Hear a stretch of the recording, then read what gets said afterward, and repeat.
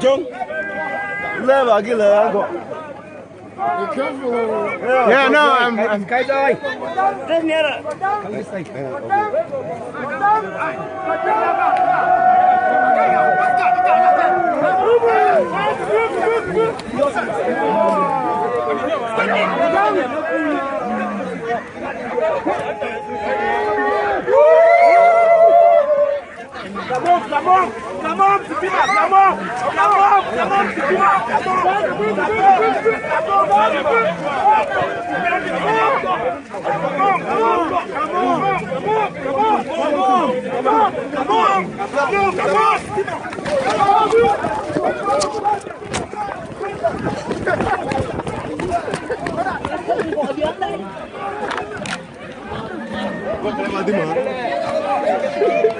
Wait. Wait.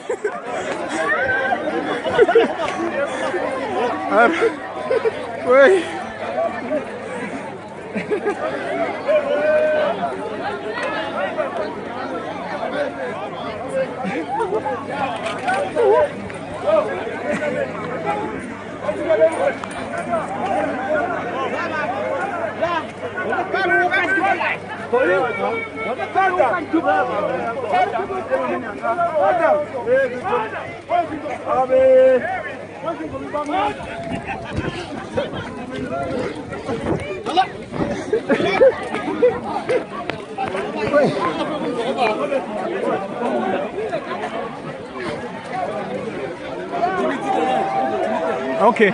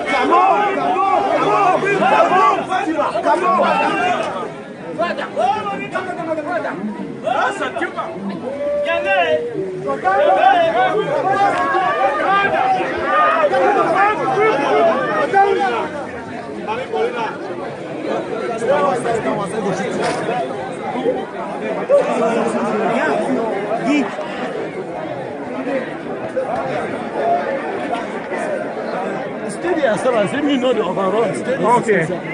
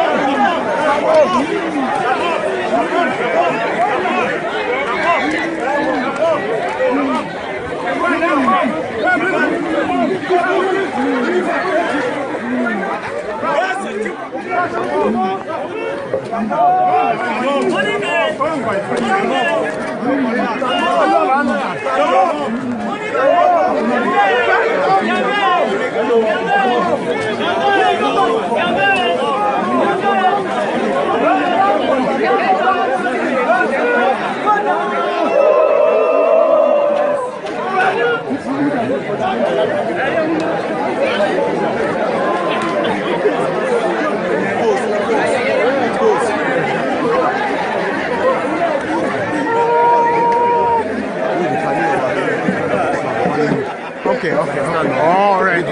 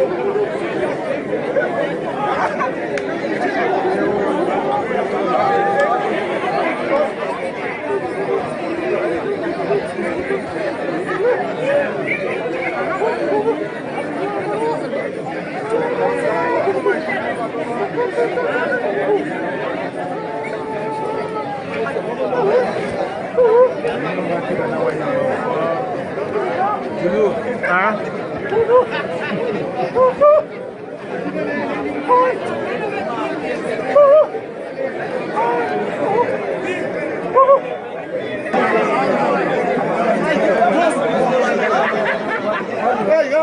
Go. Yeah. Further. Further. Bye. So.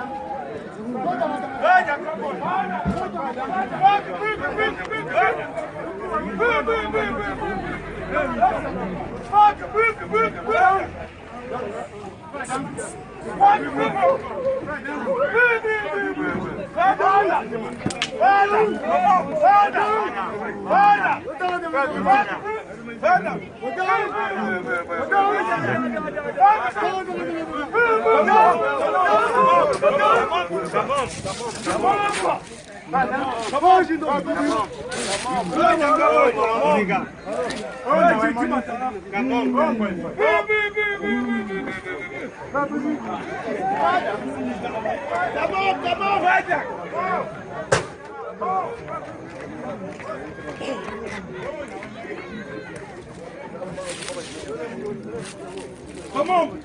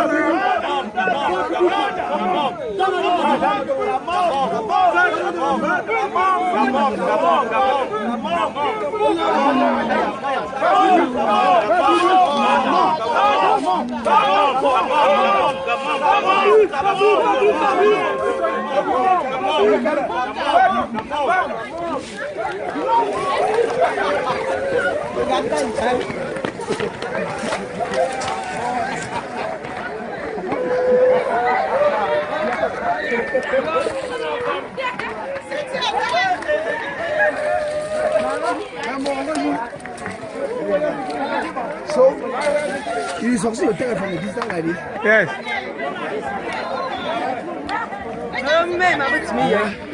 I'm going to.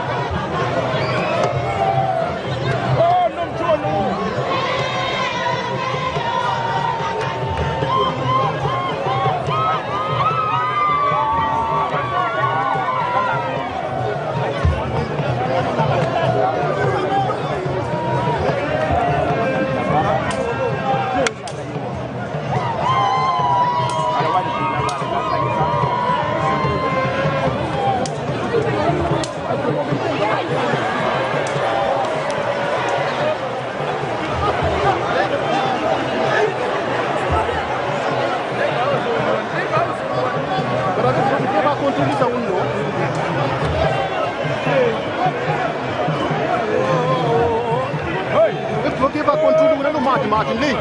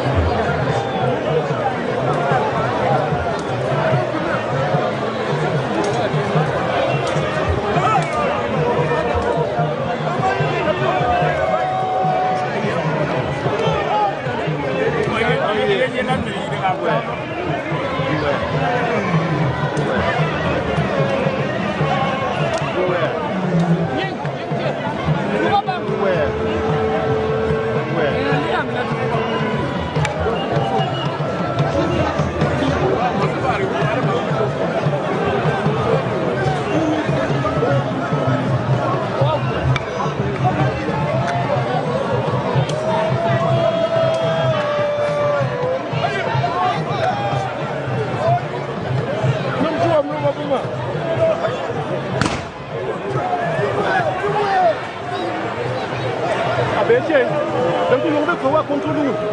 On contrôler. C'est tout le monde.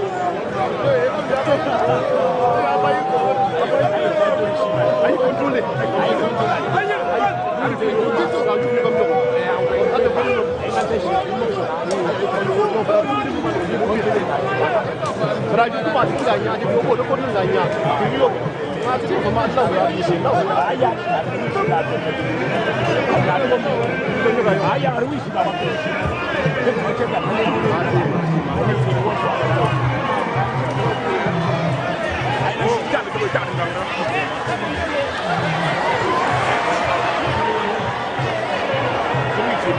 Ayo, file.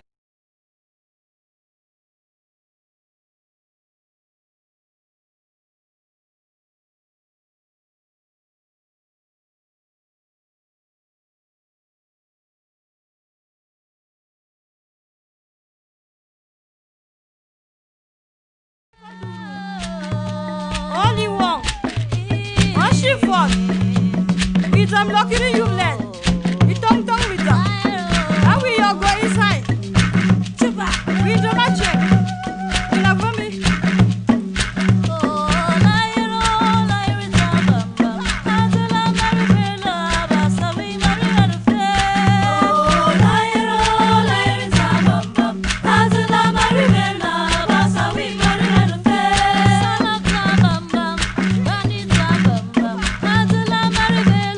Basa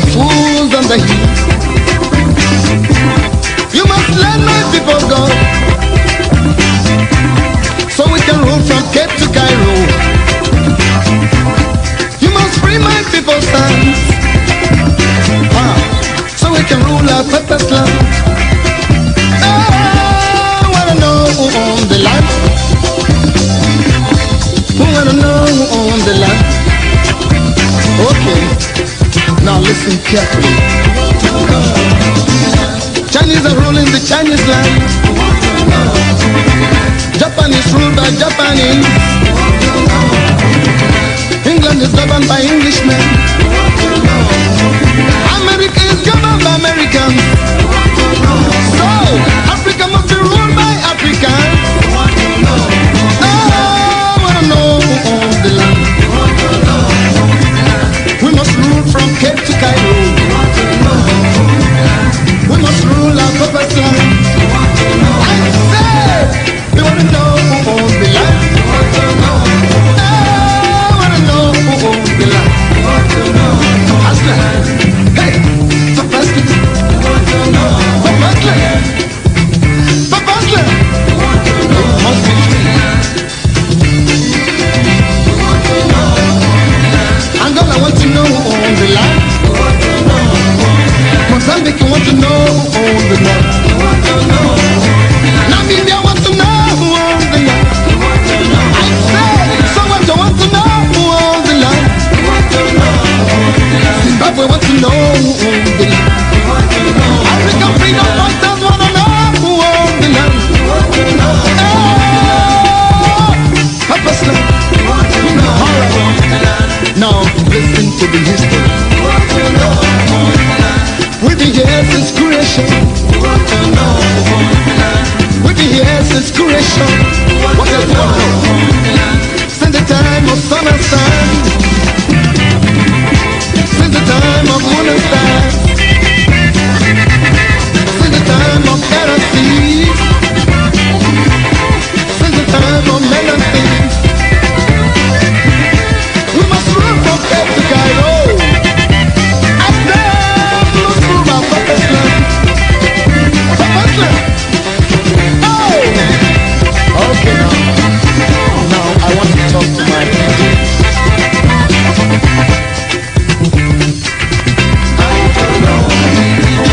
Iradanila, oh, I will know. Yeah, Iradanila, oh, I will know.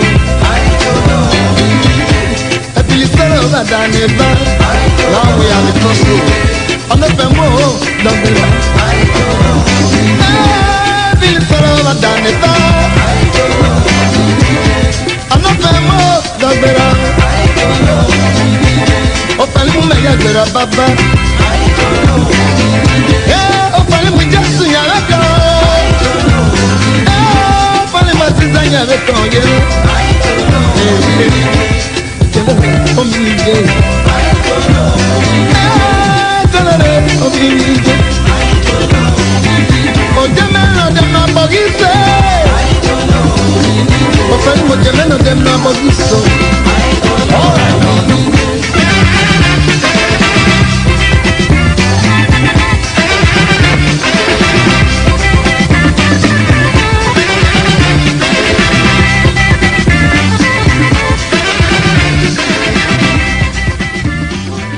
Yes, so ladies and gentlemen, we will keep on asking the question. We want to know, Ambazonians want to know, who owns the land? Who owns the land? Of course, when we talk of land, we are referring to the Ambazonian territory from the Mongol to Inkambe. We keep on asking, we want to know, who owns the land? Good evening, fellow Ambazonians. For those of you joining from ground zero, ground one, Gabon. I spoke to some great Ambazonians from Gabon this morning, and I think their spirits were lifted up to know what lies ahead. I want to welcome all of you who are joining the broadcast. I can't forget all of you here in the diaspora and everywhere, even in Mexico. It's a privilege to have you here on ABC Amber Television by way of satellite, by way of the social media. Also, we're going to be having a very, very exciting broadcast tonight. And as usual, I would like you to go on and quickly hit your share button. Let's make it 700 So I can come to you with a very special guest that I have bringing to you from ground zero all the way from ground zero. So please, ladies and gentlemen, for those of you watching by means of Facebook, go ahead and hit that share button. And remember, I will be right back.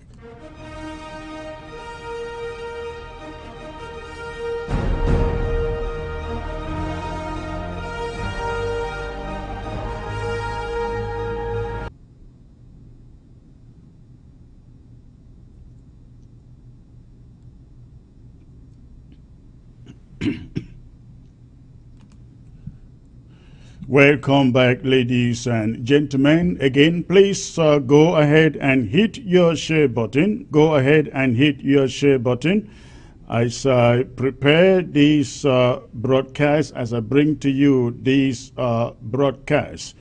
I will take a short commercial break, for a very, very important call here. Please go ahead and hit your share button.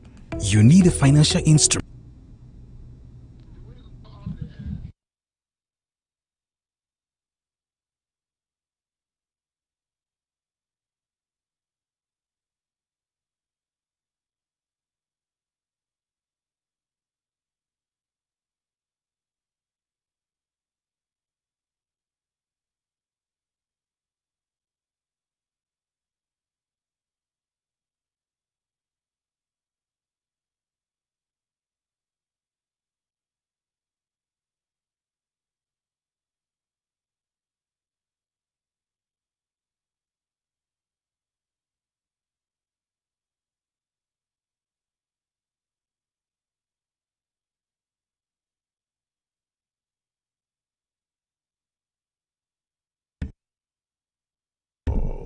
Please, I am sorry about that, ladies and gentlemen. My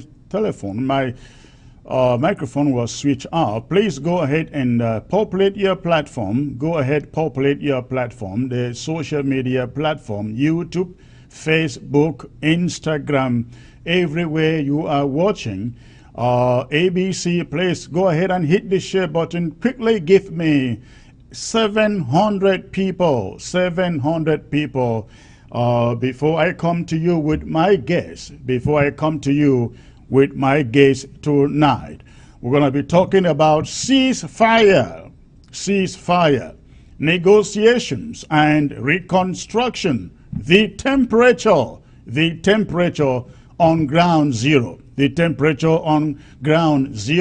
is the subject of my discussion today with my guest from ground zero. So please, ladies and gentlemen, go on and quickly hit your share button. We're getting close to 300 people right now. Please quickly hit your share button so that I can come to you with that information. In the meantime, I want to send a message to ground zero, especially FACO in particular. Again, we have learned of the efforts by the colonial divisional officers and the colonial mayors in FACO, their efforts to torpedo the ghost towns, the Monday ghost towns that we've had over the years since the beginning of this conflict. We are sending a warning to them that again, they are stepping into dangerous territory. They know what happened to Patrick Ekema when Patrick Ekema ventured into that territory trying to sabotage ghost towns and lockdowns. The colonial DOs and the mayors in Victoria, in Tico, in Boya, again, they have ventured into Ekema's territory, and I just hope that they will not regret what they are trying to do. Number one, forcing people to pay some taxes. Number two, shutting down their shops. And number three, trying to stop ghost towns. We are sending a very, very strong message to every one of these colonial illegal administrators in these towns and cities. Sirs, Patrick Ekema tried this before, it didn't work. If you continue in this exercise, it's a matter of time, we will stop you. Again, you continue this, it's a matter of time, and we will stop you. So please, we are appealing to all. In FACO, Mondays remain our natural, I'll call it now natural because it has become a tradition. So Mondays remain our traditional lockdown, ghost town, to send a message to French Cameroon and to the international community that we control, we have the final say upon what happens in our territory. So please, Mondays, we have the Ambazonia Restoration Forces out there in FACO monitoring every trader, monitoring every shop, be it in Tico, in Boya, in Moyoka, in Mutengene, all of these affected areas. Please, you will have to choose.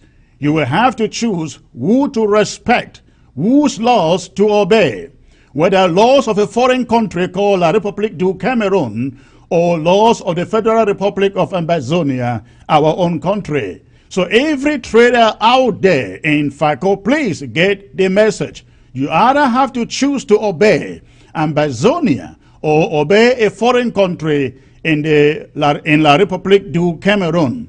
You are banned from paying any taxes to that country.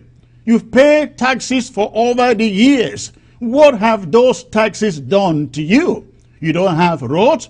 You don't even have good sources of drinking water. I see the horrible, terrible source of drinking water that people are drinking in Boya, in Bamenda.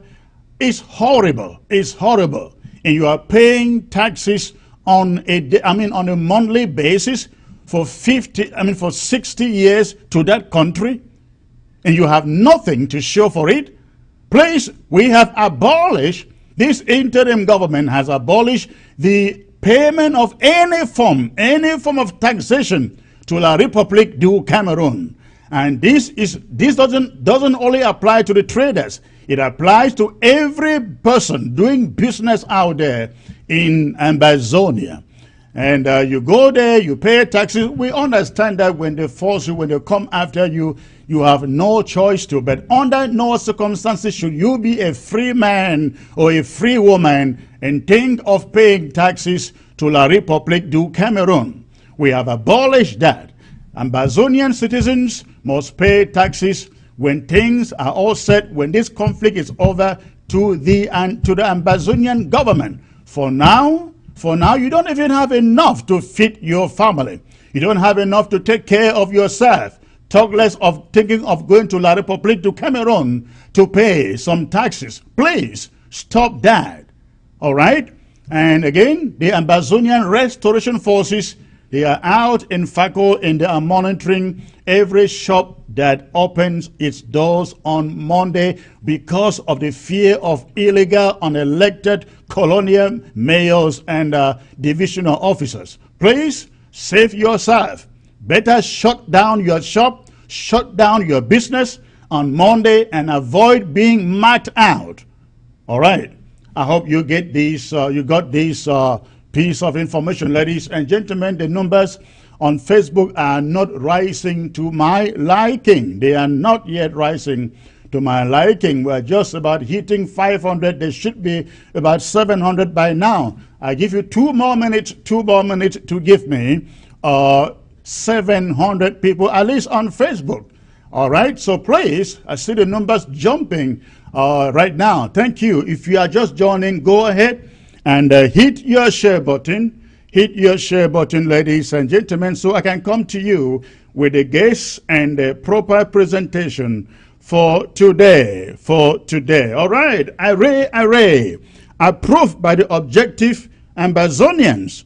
I hope you are approving my message. Honor Abu, we own our land. Yes, ma'am. Wisdom Jim, approve, sir. Thank you. Mercy Enjoy, I see you.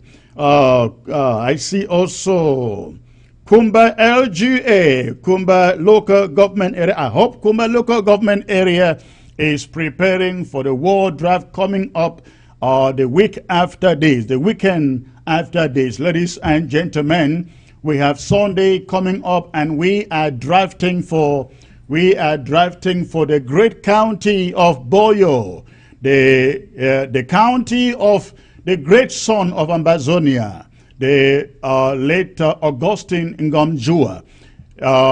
We are drafting for Boyo this Sunday, and Tumfoin Bo Herbert shall be joining me later in the program to talk about Boyo draft on Sunday. So again, Tumfoin Bo Herbert is going to be here in the later part of the broadcast to talk about the draft and to talk about Boyo and Augustine Ngomjua. All right, so please go ahead and you hit that button. I see Julius Jan, Felicia for Ngashu Wetzekev. Those Russians in Ambazonia, can you hear their names? Bunch of people with Russian names.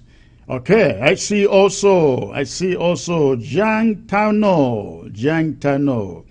Also Tinia Infon. Greetings, Secretary Chris. Watching from Ground Zero. Wonderful. May I know where you're watching from in Ground Zero, please? I hope you have electricity. All of you have electricity, because I learn every time ABC, particularly myself, coming up live, they shut down electricity on Ground Zero. But thanks for letting me know you are watching from Ground Zero. Look, those of you just joining, please go ahead and hit that share button. Go ahead and hit that share button. We're getting almost 600 now. Let's use the last 1 minute, ladies and gentlemen, to saturate this Facebook platform with at least 700 people.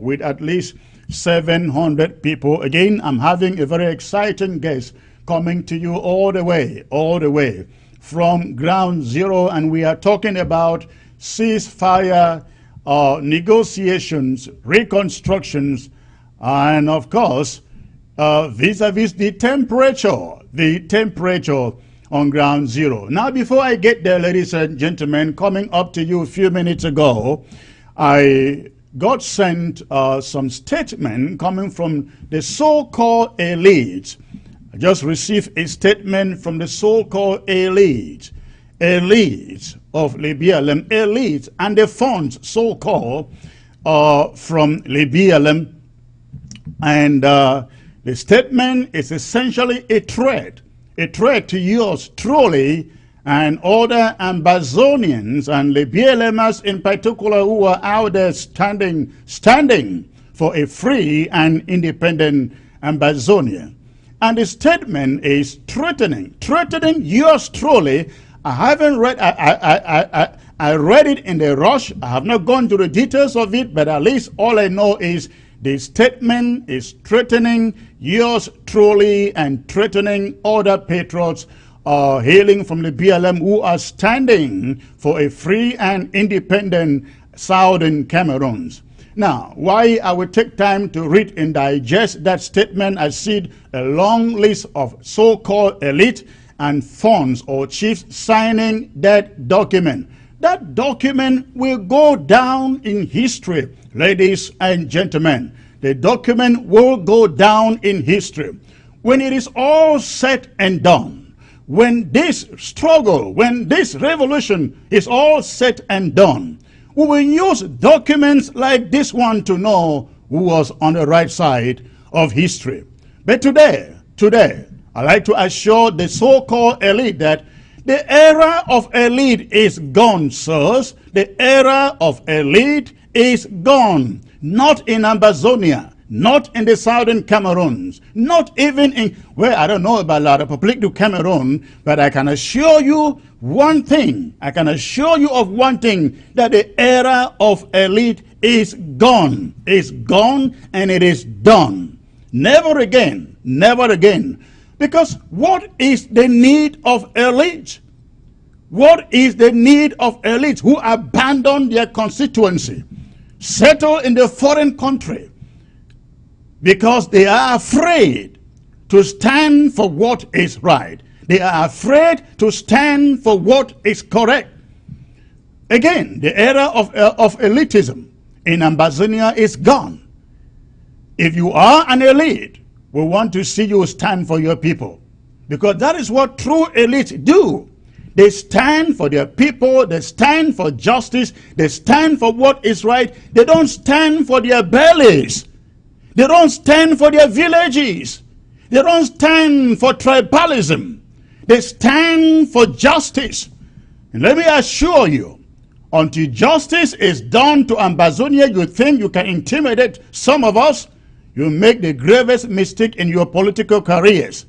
Intelligent people will come from behind and say, listen, we are together, we are fighting this thing together, but where we are, unfortunately, we can't exactly be vociferous and do what you want us to do, but remember, we are with you. No, these elites are so blindfolded, their slave status has so fooled them that they don't see ahead of the tunnel. Ladies and gentlemen, I want to assure you, the BLM remain a stronghold, and it will remain a stronghold insofar as this struggle is concerned. Nobody will go back to the BLM. I am here talking about when Minji, the capital, is concerned. Nobody will settle there until this war is over. If the elites are so brave, if they are so smart, if they are so powerful, I hope they go back and settle in their towns, in their villages. If the chiefs are so smart, if the chiefs and the funds are so powerful, I just wish they go back and settle back in their chiefdoms and take care of their homes. Who sent them out? Who drove them away? It wasn't Ambazonians or the Ambazonian fighters who sent them away. They all deserted. They are deserters. They are deserters. Nobody sent them away. And let me assure the dishonorable Paul Tasong. Paul Tasong is instigating this right up, ladies and gentlemen, because of a press statement that I put out the other day condemning a report on BBC. The report indicting some fighters in the BLM who abducted so-called 63 people, which is, the report is actually not accurate. How can a few boys abduct 60 people? At 3 a.m. at night, they say, the report says. What are 60 people doing out at 3 a.m. and in bars, according to the report? What would they be doing in the bar at 3 a.m. for? What would they be doing there in the time of war? What would they be doing there? However the case, whether the abductions were 50 or 20 or 60, the fact is that the young man who is perpetuating these abductions in BLM in that community in Bichati area, the young man is being sponsored, is in the payroll of Paul Tasson. That we have known for quite a while. If Mr. Tasson thinks that we are lying, let him remember the market that he is building in his own hometown of Mogbin. Who is guarding the bricklayers there? The same guys we are talking about who abducted the so-called whether 60 or 20 people. They are in the payroll of La République du Cameroon. Their ammunition is coming from La République du Cameroon. And so Mr. Paul Tasson and his cronies can write thousands of press statements. They will not by any means, by any way, deter us in this cause for a free and independent Ambazonia. We will keep on, ladies and gentlemen. We will keep on fighting this fight. There is no end inside until Boya is inside. There is no end to this until Boya is until we get to Boya, until our flag and anthem are raised and sung in Boya permanently. And let the chiefs of the BLM know, and every other chiefs, of course, in Ambazonia, because we know they all act like children from the same mother. They all act like children from the same mother. That's what they do. This war is not going anywhere until you all encourage your leader to come to the negotiation table, sirs. That is where we are heading to. Ladies and gentlemen, once more, thank you, and thank you for hitting your share button. We've gone above our numbers. I would like to officially come to the subject of the day. Ladies and gentlemen, we are talking about ceasefire, negotiations. Again, ceasefire, negotiations, and reconstruction. Ceasefire, negotiations, and reconstruction. We have heard the opinion of the diaspora as far as this subject is concerned. Today I have with me one of our guests from Ground Zero, whom you all know so well. We'd like to get his take on what the temperature on Ground Zero looks like when it comes to this subject of ceasefire, negotiations, and reconstruction. We want to know what Ground Zero thinks. We want to know whether Ground Zero is in support of people in chains or trying to negotiate a ceasefire and negotiations for people who are free.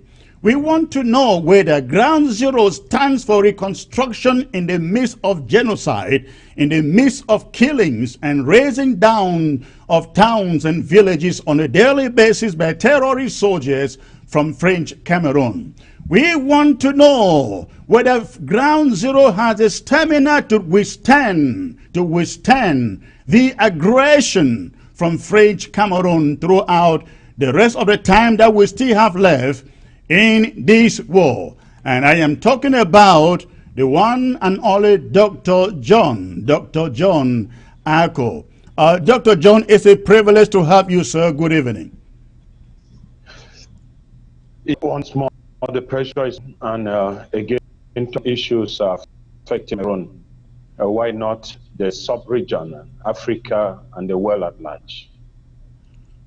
Thank you. Thank you. I know it is quite late over there, but again, it's a privilege to have you, and we really love to get your take on what Ground Zero thing on the subject of ceasefire, negotiations, and reconstruction. Let us start with a ceasefire.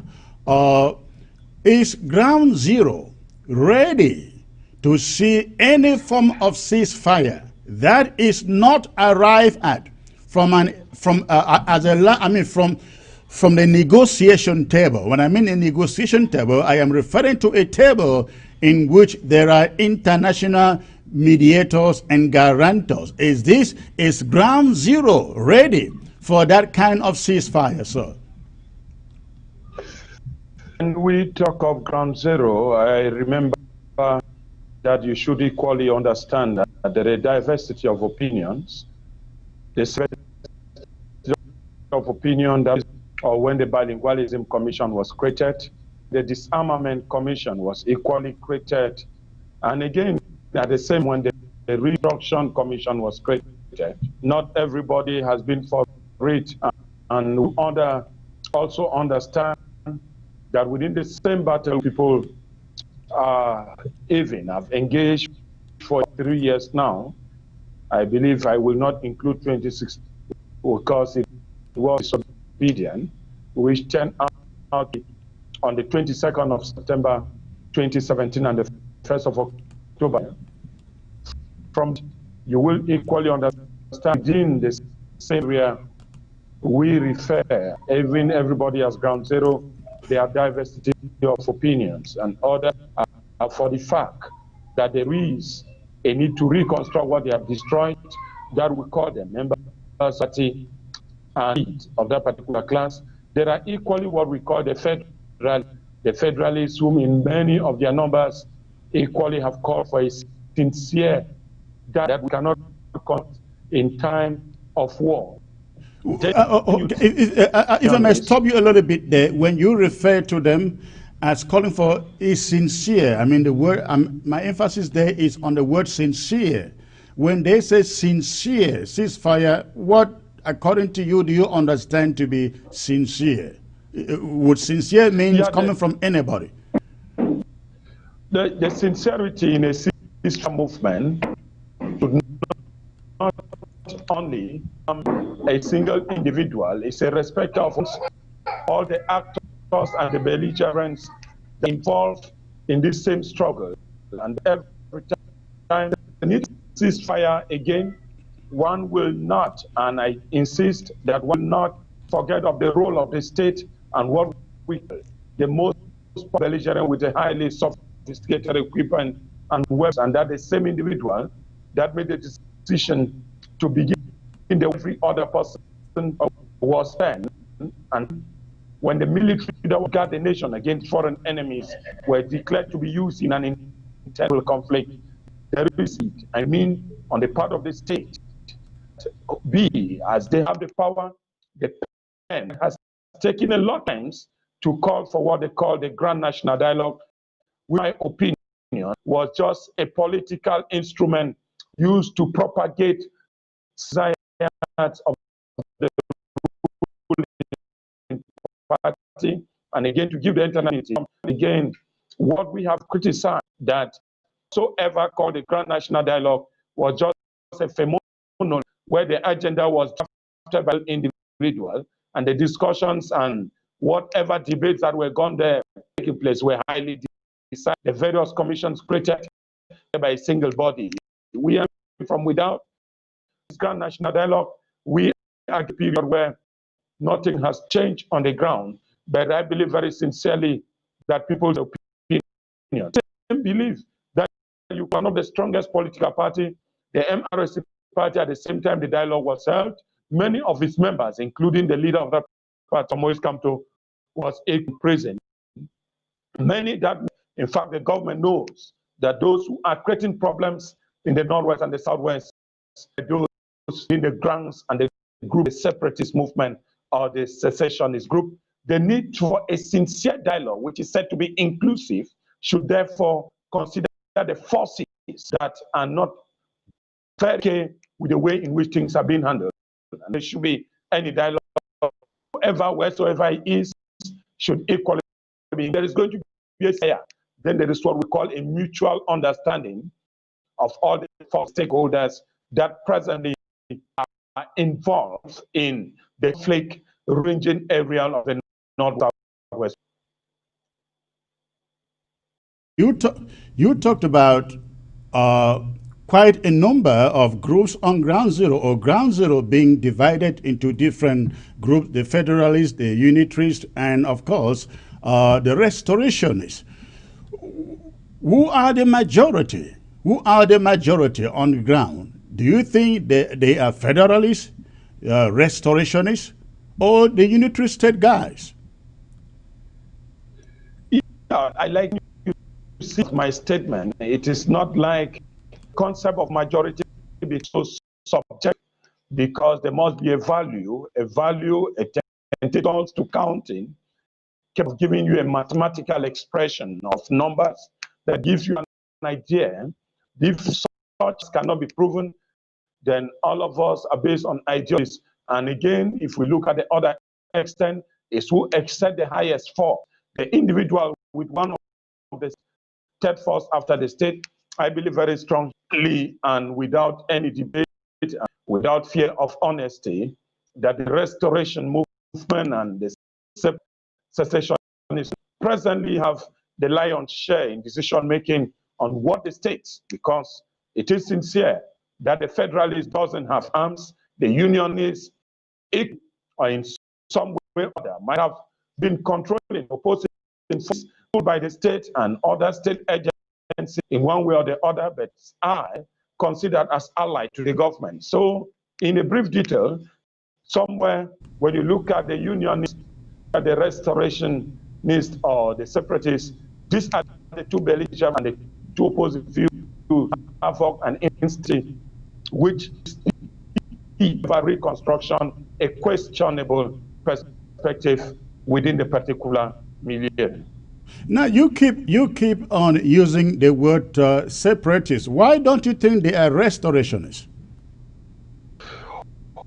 Yeah, you remember within the context of academic research and honesty and intellectual understanding, called the restoration was more of the forces fighting on the ground, but within of what we have now, of it from the state-owned of the government, it being sung as secessionist or separatist movement.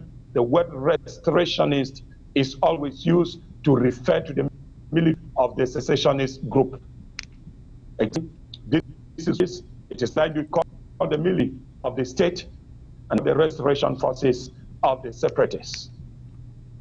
Well, that is I guess that is your understanding from the academic point of view. Practically, we consider ourselves, and I think every Ambazonian who is pro-independence consider him or herself to be a restorationist, because essentially that is what we are doing. But let me put this question this way: between the Federalists and the unitary guys and the restorationists, if a referendum were to be put on table to say, hey, choose between an indivisible Cameroon and the independence of the Southern Cameroons, where do you think the majority vote would go to? This is what I just said. Whatever estimate made when you don't own an agency that gives you a multitude of numbers. Remember, the lot of statistics you people are in the diaspora. Within the United States, there are such centers in charge with statistics of whatever opinion the presidential election coming up maybe in October in the United States. Others have given you real statistics. I am a reasonable figure. I believe the reason why we are here, and if we need to know, it is that an opinion can only be collected with precise data. Without data, where I stand for, with free forces to be considered in terms of any negotiation or in terms of any talk. I insist that without a precise opinion on numbers and data, as an individual, an academic need to verify data before the public. I should be given a chance, and that is why I've always been insisting from where you are. The dissenting opinion in the program of calling some minority and others majority will just cast doubt into the of whosoever may be perpetrating or promoting one idea against another. There is a need for unity of opinion, a common ground, and a possible where we can exercise and make this opinion sincere, that one and everybody will know this individual control the opinion pool in the domain. We cannot doubt military forces presently on the ground belongs to the rest of forces which you may prefer me to use, and the civil opinion which everybody might be living to wait or to witness in case of any election, which you people, including you, have been promoting of a sincere referendum. It is only after such statistics, except we have another with precise data, then we can confirm that one or the other owns the large majority opinion. But for now, I said, no matter how small, which we may think as a subjective, because cannot be taken on, then everyone will be considered in case of whatsoever ruling that will be made. We need to count on all, and I cannot sincerely confirm to you who is who, but I will tell you that in terms of the restoration is still one of the highest and the strongest imposing force within the two regions of the Northwest and the Southwest. Thank you. I'm sorry, the connection quality is not so good. The audio is breaking a lot, and I'm just struggling here to get to understand exactly what you are saying, but I'm getting it slowly. Now, let us talk about the ceasefire particular. First, I like your take. I like to get your take because I know you are one of the opinion leaders out there on the ground. What is your take on prisoners, detainees, and I'm not using this in a pejorative way. I mean, that is what the Republic has made them to be. Of course, we totally condemn their being in incarceration because we know they were abducted. But the question is, you teach law as I understand, the question is, how is it possible for a government to abduct people, sentence them or give them life sentences because of their fight for their own country, and then that government wants to negotiate, or let me say talk to them on resolving the conflict? They choose who to talk to, who to get a ceasefire with. As a legal mind, do you think those detainees and prisoners should even be discussing about a ceasefire to this conflict when they really don't have the powers and the leverage to do so? You see, that is where, if I might have been influenced by a lot of other opinions, including your outing, I saw the outing of Ceasefire Yoktabe and the others at the Kondengi maximum prison. It gave me an idea that there is no problem. One, the maturity for they are out of prison, which liberty of negotiations to remain a basic human right. Prisoners, remember, have the right, basic human dignity while in prison. And with my modest opinion, if the negotiations are based on their liberation and on the conditions under which they were arrested or condemned, completely very right for them to be. In another opinion, they might equally be considered as a preliminary step for any other negotiation. I mean, we need a preliminary negotiation for the instruments of the institution of the state to gather data that may meet them for any future talks. It is within the circle that they point out those who may be involved in any negotiation. I mean, we call it a preliminary talk. In many situations in the world, it has always indicated that many governments always try to talk with those in prisoners who have been arrested, understand the basis of who they can talk to before getting out into any negotiation.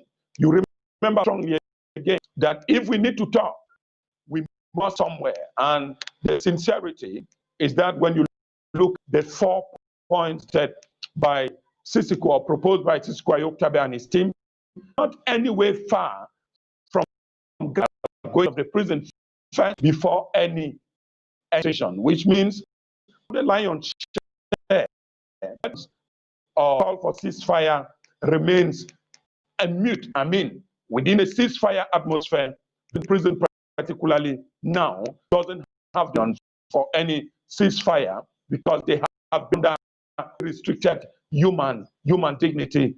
They cannot talk and do not come forces on the ground.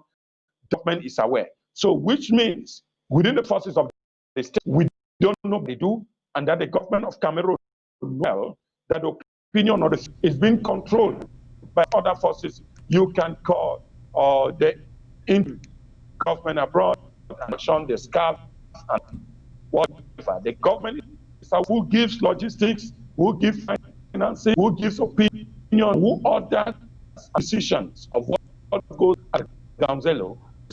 But before any other talk is given, all those who are in prison may equal part and parcel of the negotiation.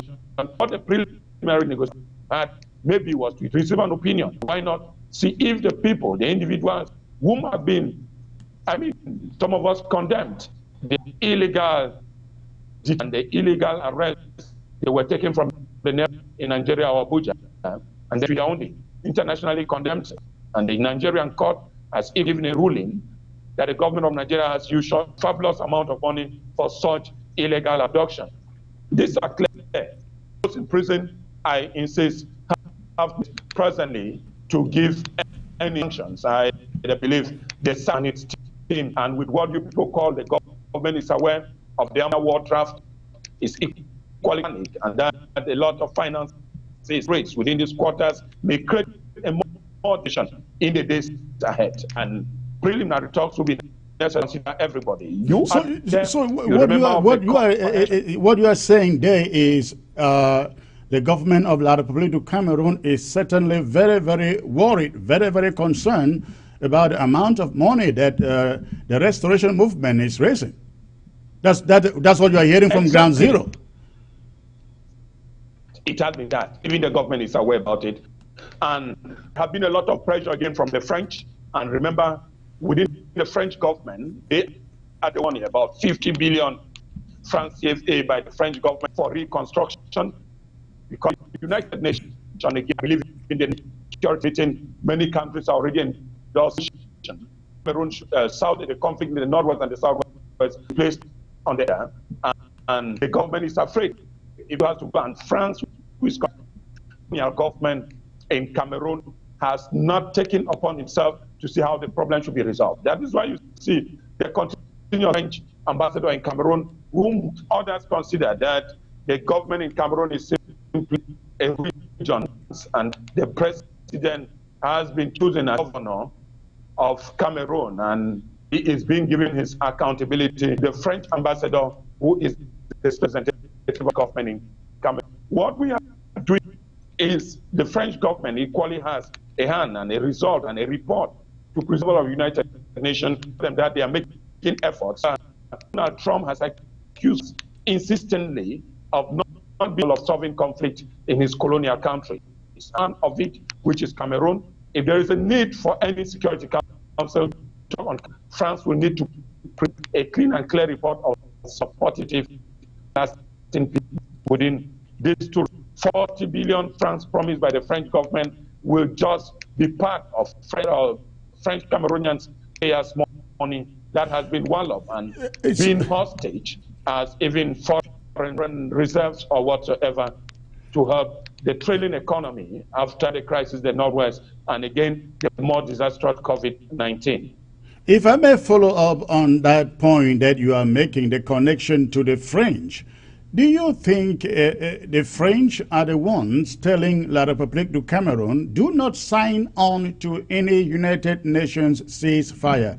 Because as you know, the United Nations Security Council has declared a ceasefire for all warring parties across the globe. And La République du Cameroon is one country that has not signed that appeal, yet it is a country trying to call for a ceasefire but from prisoners. They have not as much as endorsed the international ceasefire appeal. Do you think the French are behind that? It is not like maybe I will tell you that the top military officials and the advisors in the French, it is not said, it is not without any reasonable understanding that the French government has a lot of influence in Cameroon and maybe opinion for Cameroon. Remember, before the opinion of where and there was a need for the head of state to go and present a report to the Cour des Chambres d'Élysée or the Paris presidential house, and that is after then that the of Grand National Dialogue, which they give you an idea that the Grand National Dialogue was still a manipulated opinion of the French and on the nation. Remember again the release of Moïse Kamto and his group was still done. The same French, a call from the French president, Cameroonian president, remember of Calibro, statement declared the agricultural symposium in France. Emmanuel Macron still for this particular investigation in the Gabo and the Chabo massacre, and we saw it coming a week after the French call came in. France still in. That was basically a cover-up, correct? Cameroon. It was basically a cover-up to save face. It wasn't like they were serious, because since their investigation, what have we heard? We learned that they went to court. We don't even know what happened in court. So it was a sham. It is, and we equally consider that the Cameroonian government has been playing more with the political opinion and the entire community that they are doing seriously proposing actions, and that the separatists are not equally concessions, that they have made a lot of progress, there are a lot of commissions, they have carried investigations, and a lot of that. It is not the first time. We are not talking of the Ngabu massacre. Remember, you are a Cameroonian, and you can equal the Legionnaires disaster. We don't talking disaster in Sanfula, in Yaoundé. We are talking of the Ezeka train incident. A lot of Kenyans still remain in a very pitiful. They cannot. I mean, commissions, as we have said in Cameroon, have never helped. Inquiries have never produced any results and have never problem in Cameroon. Most often than not, such commissions are created one national community, a leverage, a launch that of the Cameroonian government's nation towards international partners within and financing opinion of the Cameroonian political atmosphere. Let us get back to the ceasefire subject. Do you think, I mean, what in your opinion, now let me put it this way.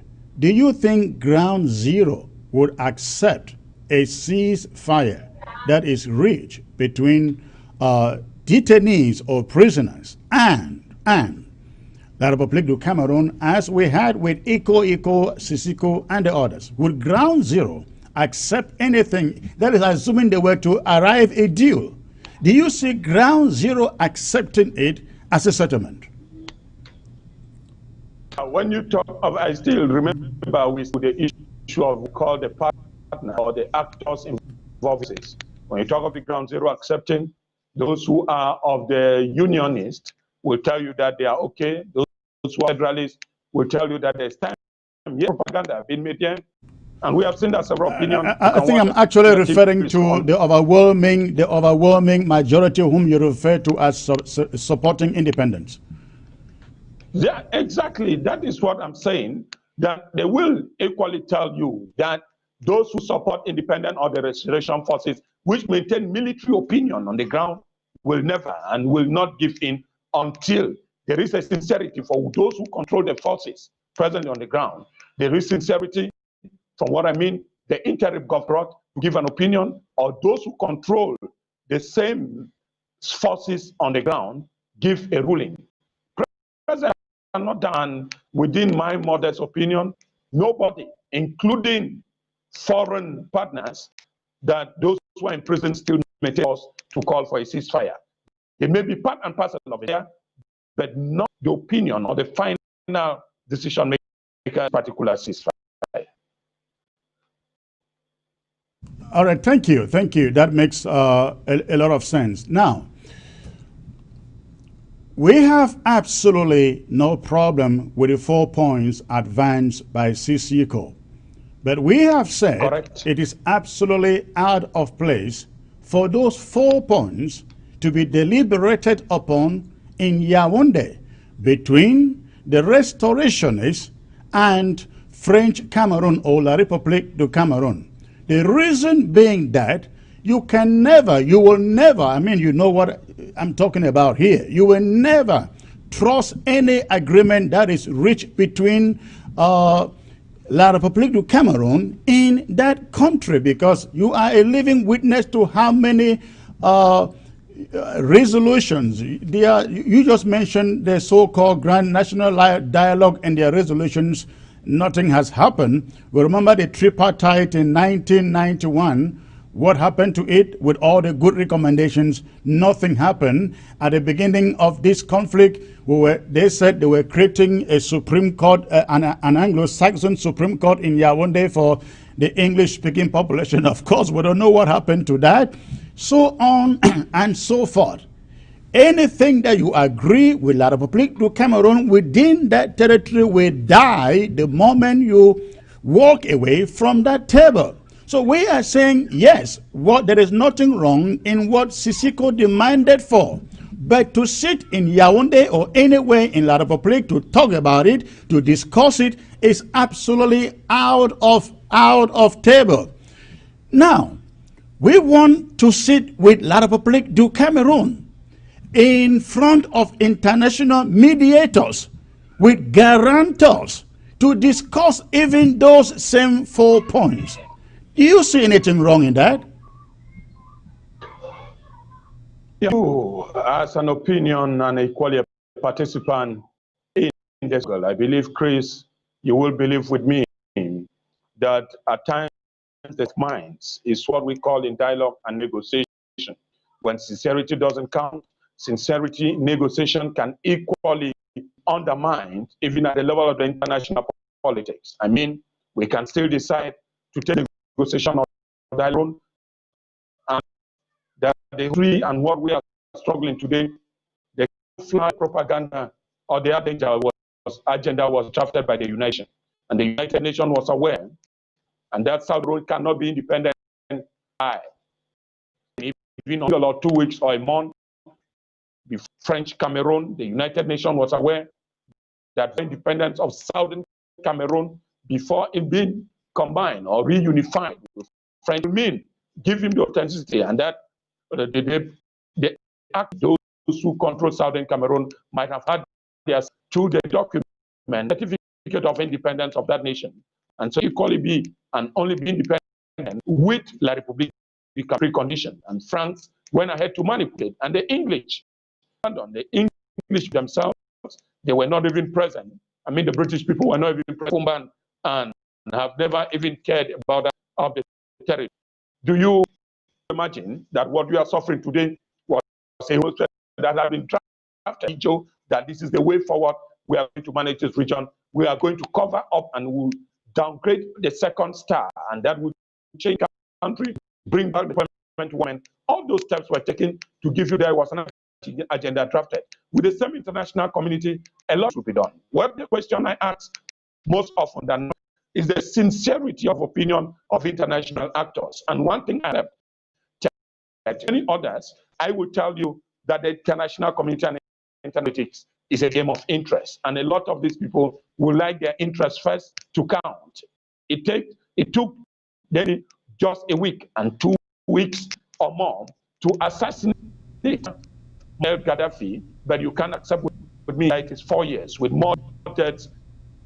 The international community is mute and keep on the nation making propaganda and declaratory statement of that very count. One thing, dialogue is not where it takes place. The sincerity and transparency opinion is what we consider, and that is why those of us who are here talking and do that one of the points levied by Sisiku and Co. was that amnesty for all, and that those who are in the diaspora come to Yaoundé and talk presence of other international actors. Why not? With the sole guarantee. It is well, coming to Yaoundé to talk in the presence of other international actors again is a no-go area for us, because you cannot say to me that Yaoundé can guarantee my security flying into that country. I will not try that. I will never try that. If French Cameroon is genuine for a ceasefire talks, for negotiations talk, it doesn't hurt them. They have spent millions, if not billions already in prosecuting this war. It takes them only about maybe $20,000 to sponsor their delegation to meet with us in Switzerland. We sit on the table and see how to begin this thing. That way, I am sure of my security. They are sure of theirs. What is wrong with that? Why must we come to Yaoundé? Yeah, I want that very sincerely. Chris, you can imagine with me that they were forcefully ejected out of the continental Geneva. And I will tell you that since of Switzerland, after that, I'm telling you that the Swiss government has become the secretary for the Cameroon government to make any sincere talk in and concern in Cameroon. It was an opinion before that incident. And they believe that be another ground away from Geneva, the interest, because their president was fully taken out of and asked to get Yaoundé. He has believed security all this while. So the Cameroon government has declared as one of those who receive a lot of work. You cannot send a foreign author of state out his lodge apartment and then again call for a dialogue with him on your affair. That is equally, we equally imagine, it will mean from the president mandate that the Swiss government is not serious about anything talking to them. Respect was too much. The internal humiliation on the president of the Republic of Cameroon was equally enormous, and they have been having very cold feet. I mean, as you don't accept again with your security, which we are not doubting. I have said that there must be a compromise. Remember when Nelson Mandela was in prison before he was released, and his exchange of political prisoner prostitution, Nelson Mandela was talking with the government in joke, and they decided later to agree that he should talk to the government, and concession was made. We know equally that at the same time, the NC government altogether was living in Zambia. Lagos have never ended talking to ANC leader in Zambia and talking to Nelson Mandela, right, Africa. Compromise was made, concessions were given out, and one of it, which I believe as an international actor should know, is that Mandela accepted not give or seize the whites' land. That particular process is what brought down the spirit, and many others who believe in this particularly were to agree. Yes, only free beings can negotiate, and that there is a need for a separate, neutral, in all successful international dialogue.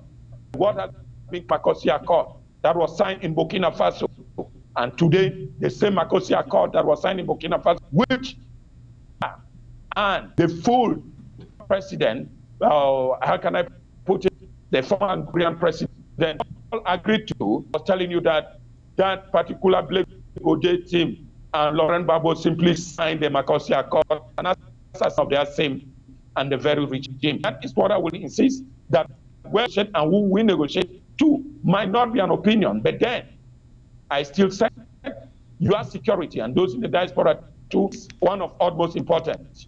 What of those who have been in prison, 9 of them for all this period? Yes, they are in prison, and I believe the international community should. That's what we're saying. Why not being escorted by any of the international organizations, which you people believe that can guarantee your security? FBI has a lot of action. The United States has an interest. The United can power, and we have been seeing several of those negotiations. A lot of negotiations are made. We not counsel. Me, you, and many have said talking to might not be right.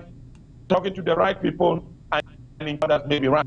The question what we ask, where to be, who will push that? Think is that the head of still have most pen. The same pen he used short paper at the Simalen airport to declare the war. The same pen to sign for the creation of the Disarmament Commission, the Bilingualism Commission. The same pen equally used to decide that dialogue can take place in any other country, since there is a need for peace. There is a need for peace in Cameroon. Everybody had believed that, but how will that come without the people involved? There have been the belligerent, the forces that control the disorder, the conflict ground, included. Remember, they dissolved the consortium of Anglophone teachers and lawyers. The situation, the situation has not changed. Several commissions created, meaning something is lacking. It might be the natural ground neutral you are proposing. We try that. Can we give all and talk to all Cameroonians? It is out. It is the wish of the international community that you now that strongly the French opinions.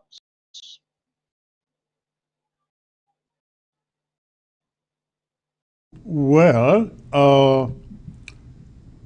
a ceasefire, one of the points we have advanced concerning the ceasefire is the fact, as you have stated, Mr. Paul Biya stood at the Simalen airport and declared war, then moved his army to the southern Cameroons, and almost every town, I would say every local government in Ambazonia now has a military camp belonging to La République du Cameroun.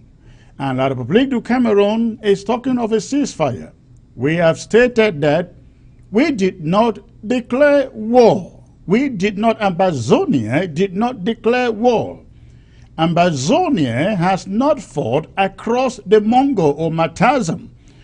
Ambazonia has not attacked French Cameroon soldiers. A ceasefire is an easy thing for La République du Cameroon to do. It wouldn't even take them going to Switzerland. It wouldn't take them going to any other place.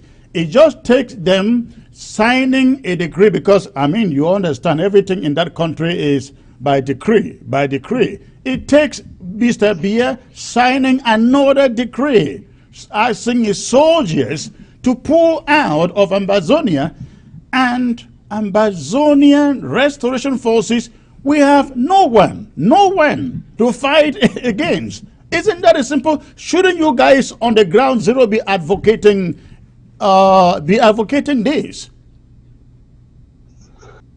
Yeah, I believe we are first time. Again, that at the beginning crisis said a lot of things. One of the preconditions is what led to the release of a lot of other. Actually, time to see what the other party is doing. Yes, you might declare war in case of conflict. In case of conflict, even between, there is always fight that declare the war.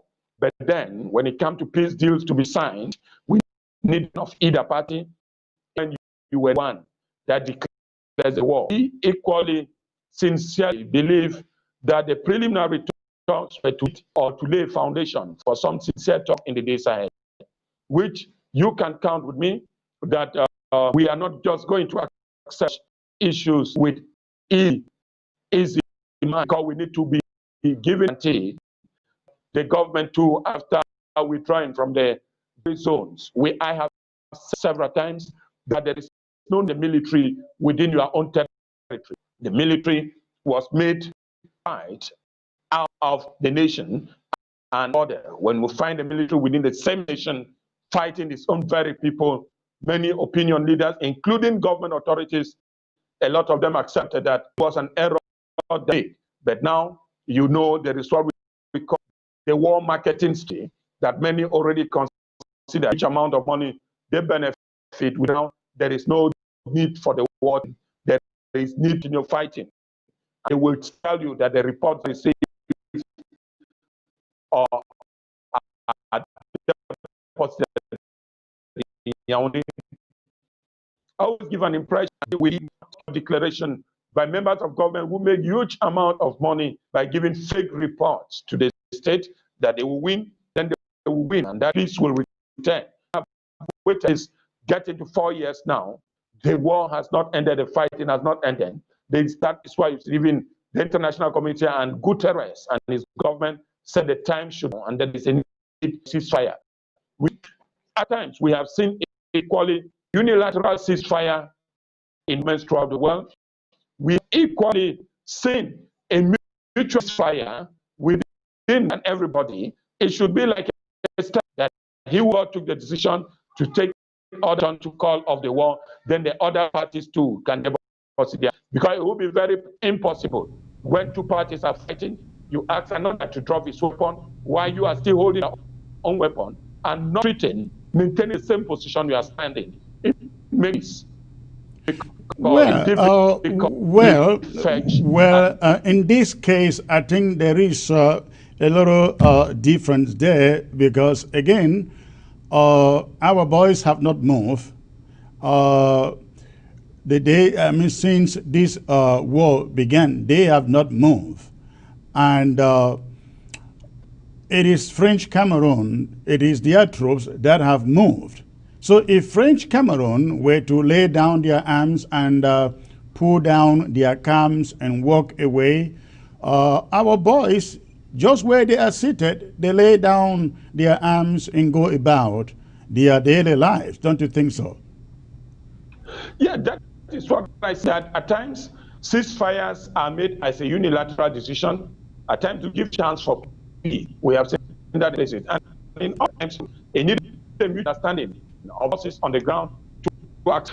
The person that moves in needs to take back his original post, and the person that has not moved needs to get his weapon. That is exactly what I just proposed. And everybody is agreeing that you cannot, at the same time, we are negotiating with Siku and Co. You can imagine the same during this period. Others are being killed. Correct. A lot right. of souls are being slaughtered.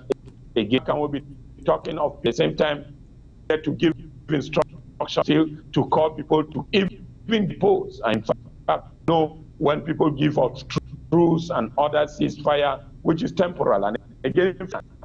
So but I'm sure, of course, you guys on ground zero are not so naive to think that French Cameroon really wants a ceasefire.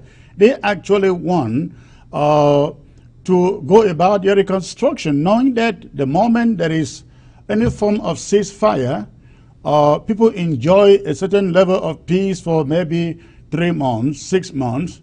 They don't want to go back fighting again or living the old life.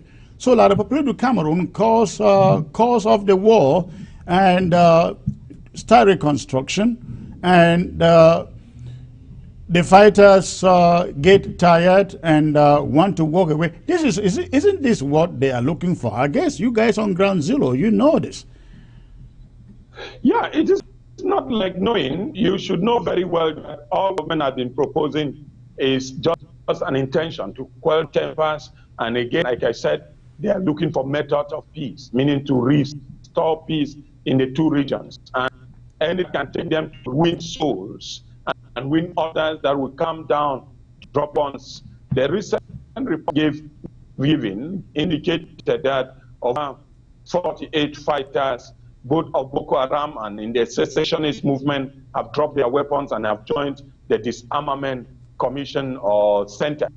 And will mean the government will say that the rest has been made, meaning this project will work. We even have if there's going to be any reconstruction, because I'm telling you, a lot of things have happened where we are.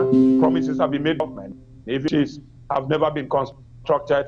Centers to rehabilitate others constructed.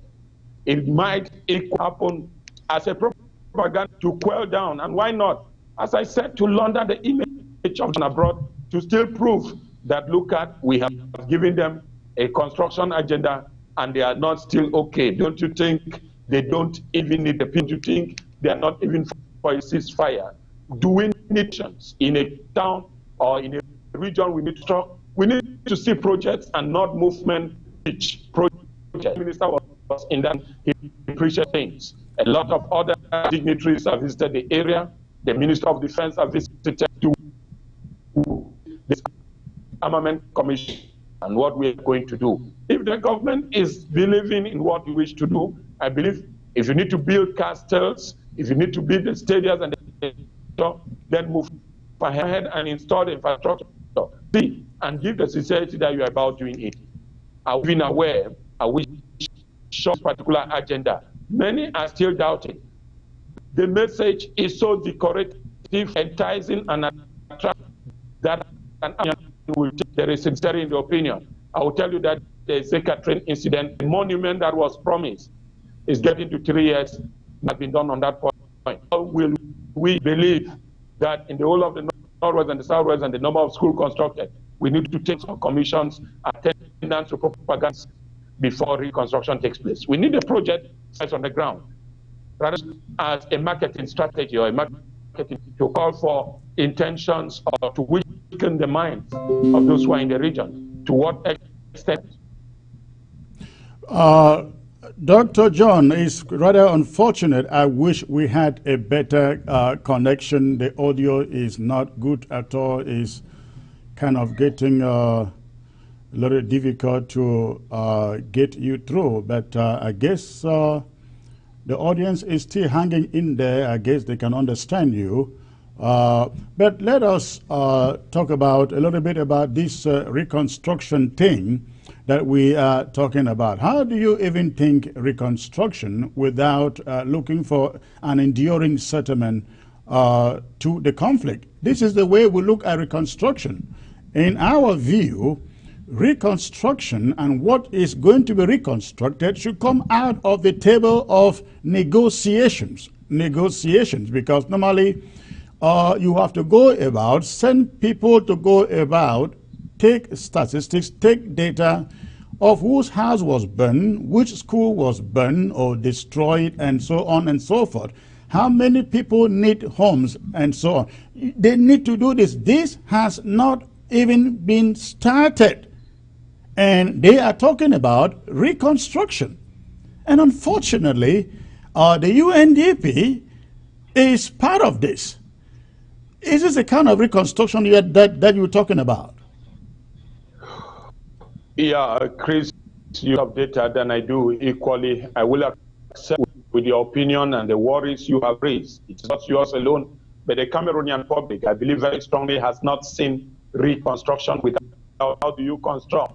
Remember when we asked of the road between Babajo and Santa, the government has given reasons that that road was under construction and that construction company could not continue without bringing for peace, and that in it they have a lot they cannot do without peace returning in Babajo Santa Road. How are they then going to construct the whole of southern Cameroon, which is under tension, under an armed conflict?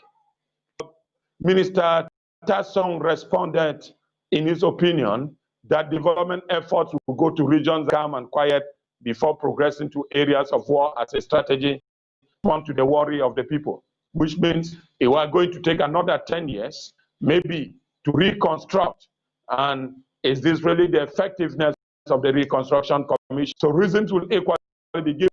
The project cannot be taken out because the armed conflict is still continuing. If we accept on that, and this is a difficulty and this is an obstacle, why then take the second step before the first? So there will be a need for sincere, we have said it several times, there will be a need for sincere dialogue and inclusive that all sisters are called upon first, and then the project of reconstruction. Remember, the Reconstruction Commission in South Africa did not come in of war. It came in when South Africa agreements were made and concessions were given, and when peace has returned, that is when we have the Truth and Reconciliation Commission in South Africa. Can my own country equally honor its international to first of all take dialogue as an opportunity, give peace a chance? He says that sincere dialogue is what it is not my opinion. Everybody shared opinion. We cannot be going for reconstruction without we can construct minds and involvement of one and any actor in the domain if only all the actors are okay for that particular action. And workers can equally go to work without fear that a peace deal has been reached and that reconstruction effort will be a part of compensation for those who have lost their houses, bridges, schools, colleges, or whatsoever markets. This can be done, but not in an armed war. We cannot be constructing. Remember, I told others, before we set up the Bakassi Development Commission, it never came when Nigeria was holding parts of Bakassi land.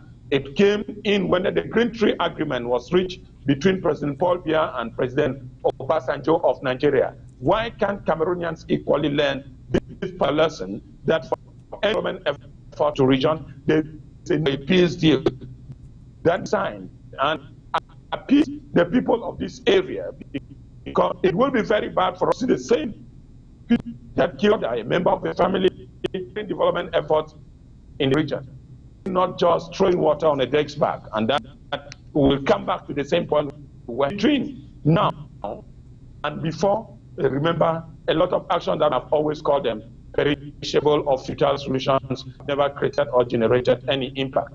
This is bad. Dialogue is what everyone is.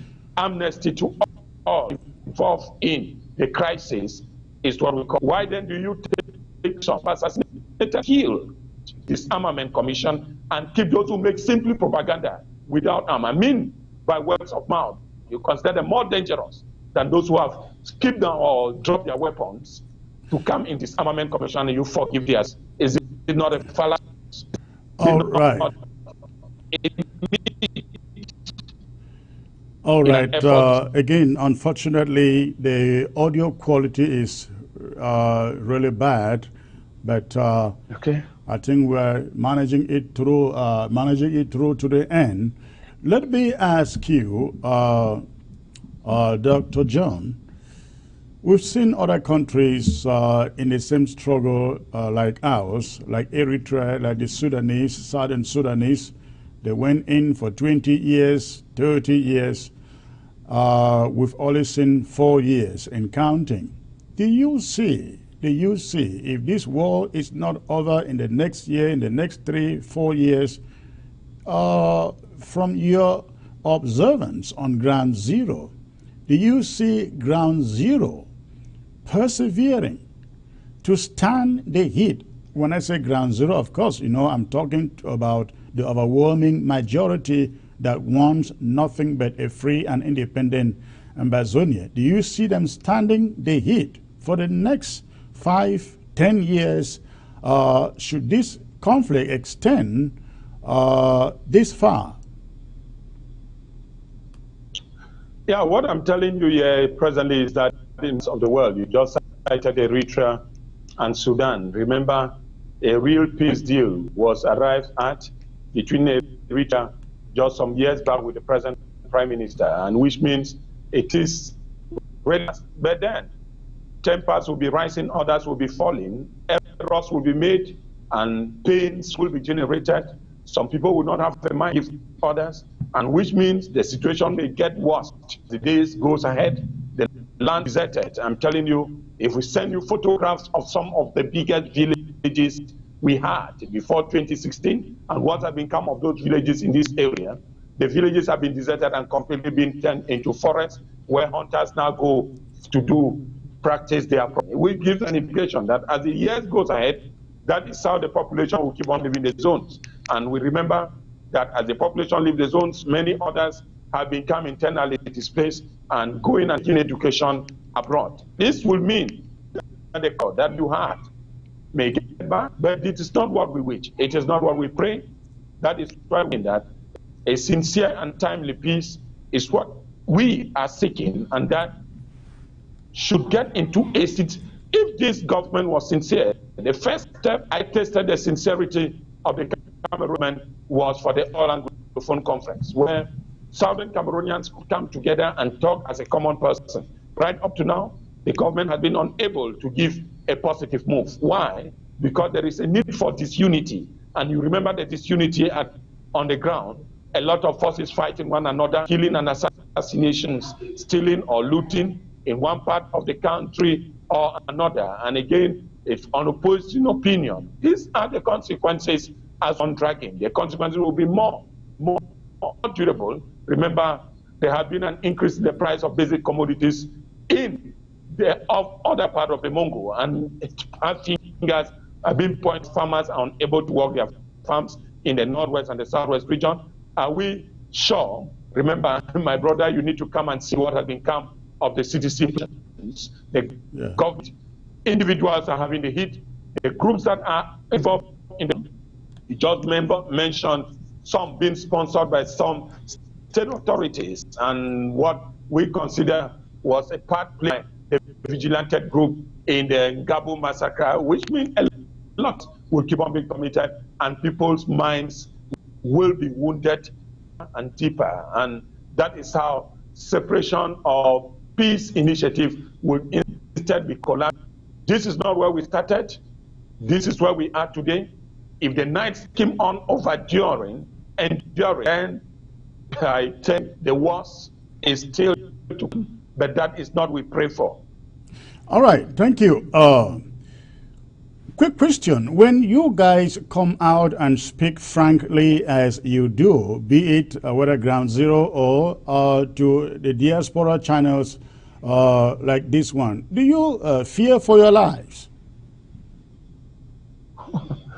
My brother, than I do, that we live within a system where all is possible. But then I say always believe that sincerity is what we need to share. Sincerity, you are where you are, and you can imagine the work of the CNN. I have not seen the Republican Party under Donald Trump taking any of the CNN journalists to court or being slapped on the road or send military to harass them as we do here. We pray for a sincere and more liberal nation like you find in many other parts of the world. Remember, Ghana 20 years is no longer the same Ghana today. It might be a time for us to correct the errors of the past, and it might be the time for us to learn lessons. And a lot of those lessons, most often than not, don't come as a gift. They always come as a struggle, and this is one of the struggles which we have to do. Somewhere, remember a Detainee Dada of Uganda said, freedom of speech I know, freedom after speech is what we don't know. This is the same uncertainty where we live. So when you go out, when you come out in an outing like this and say the things that you say, do you go back home wondering, they could come and pick me tonight? It is. That is exactly what you are saying is not true, but it was that mind.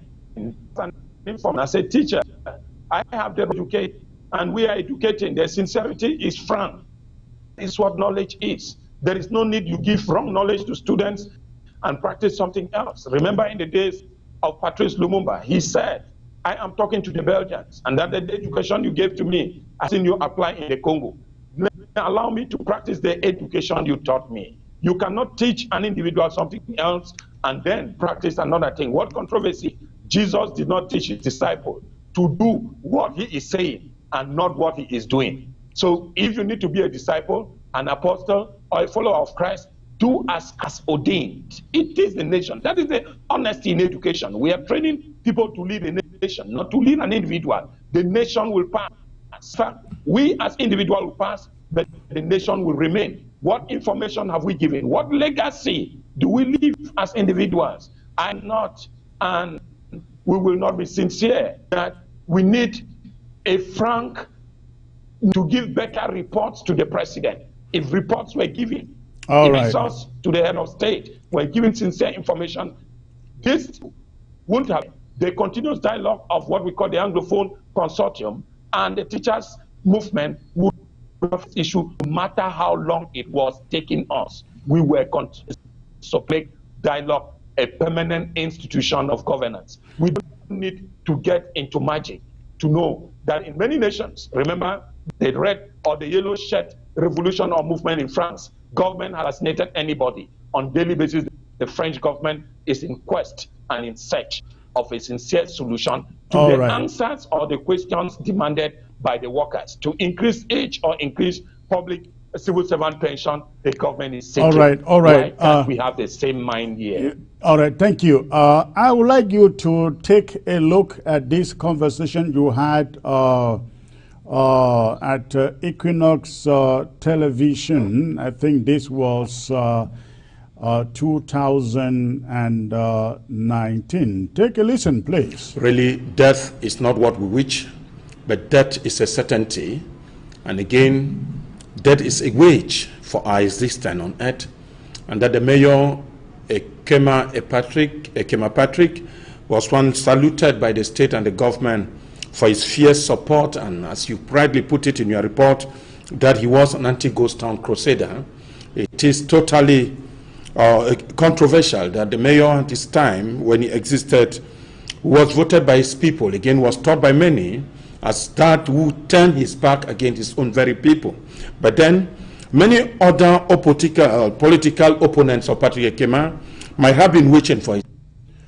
All right, Ekema was voted, voted by the people, cheered by the government. Then he turned his back against the people. Against the people. I think your camera has flipped there. Yes. He turned his back against his people. We have today, another Ekema, essentially in Boya. Do you see him, as most of us do? Do you see him going the direction of Patrick Ekema? Yeah, remember they have just taken office, and I will tell you that politicians have a lot of way to let, I don't know, their leaders know that they are on duty. he has a need, maybe to launder his own image within the political rank. Ekema did as a Ekema, and within my last statement, I have been trying to image what Ekema did to render him popular within his people. I don't understand.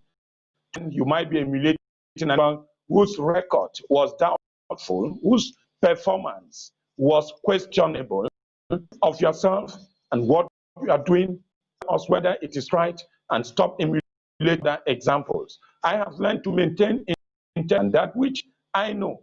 If you are voted by the people, will you do what we have just seen in Limbe by destroying basic, no, sort of like the SDF chairman at the Limbe Council equally refuted the information that destruction to a common man, business by the roadside, to what extent do you render them hopeless? Are you doing so for the name of the people?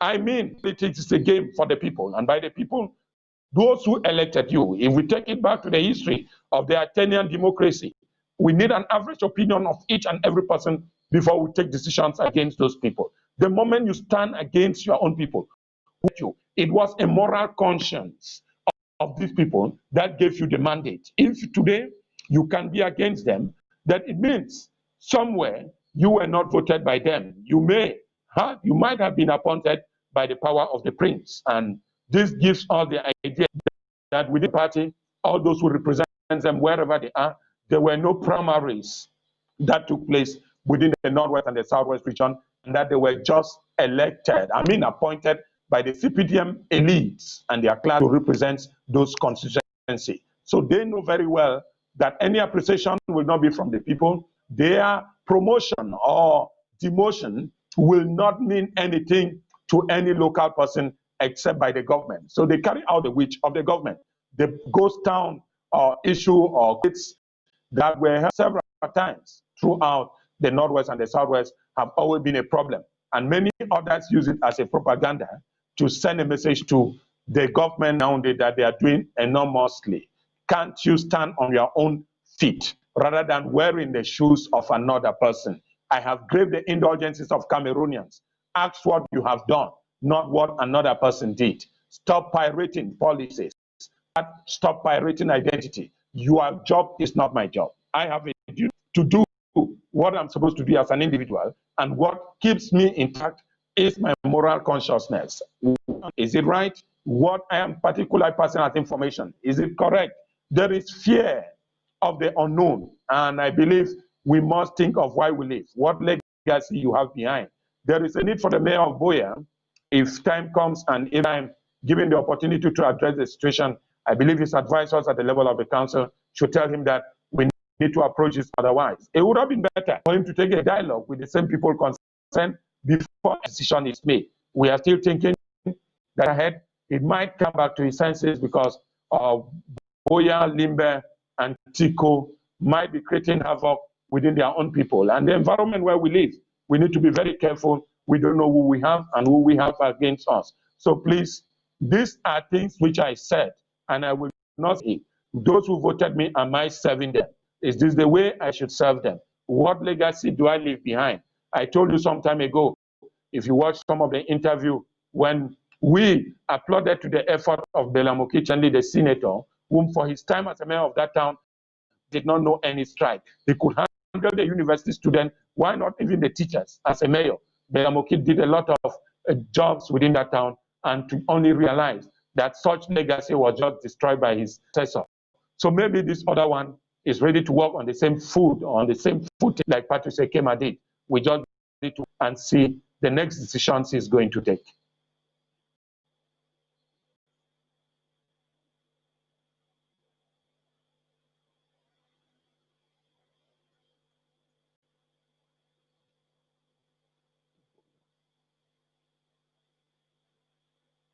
I'm sorry.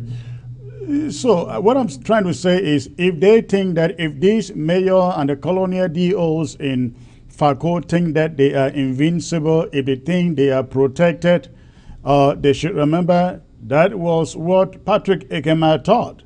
He had a battalion of soldiers sleeping in his compound moving with him to everyone, even into the presence of his girlfriends' homes and to every hotel he traveled to.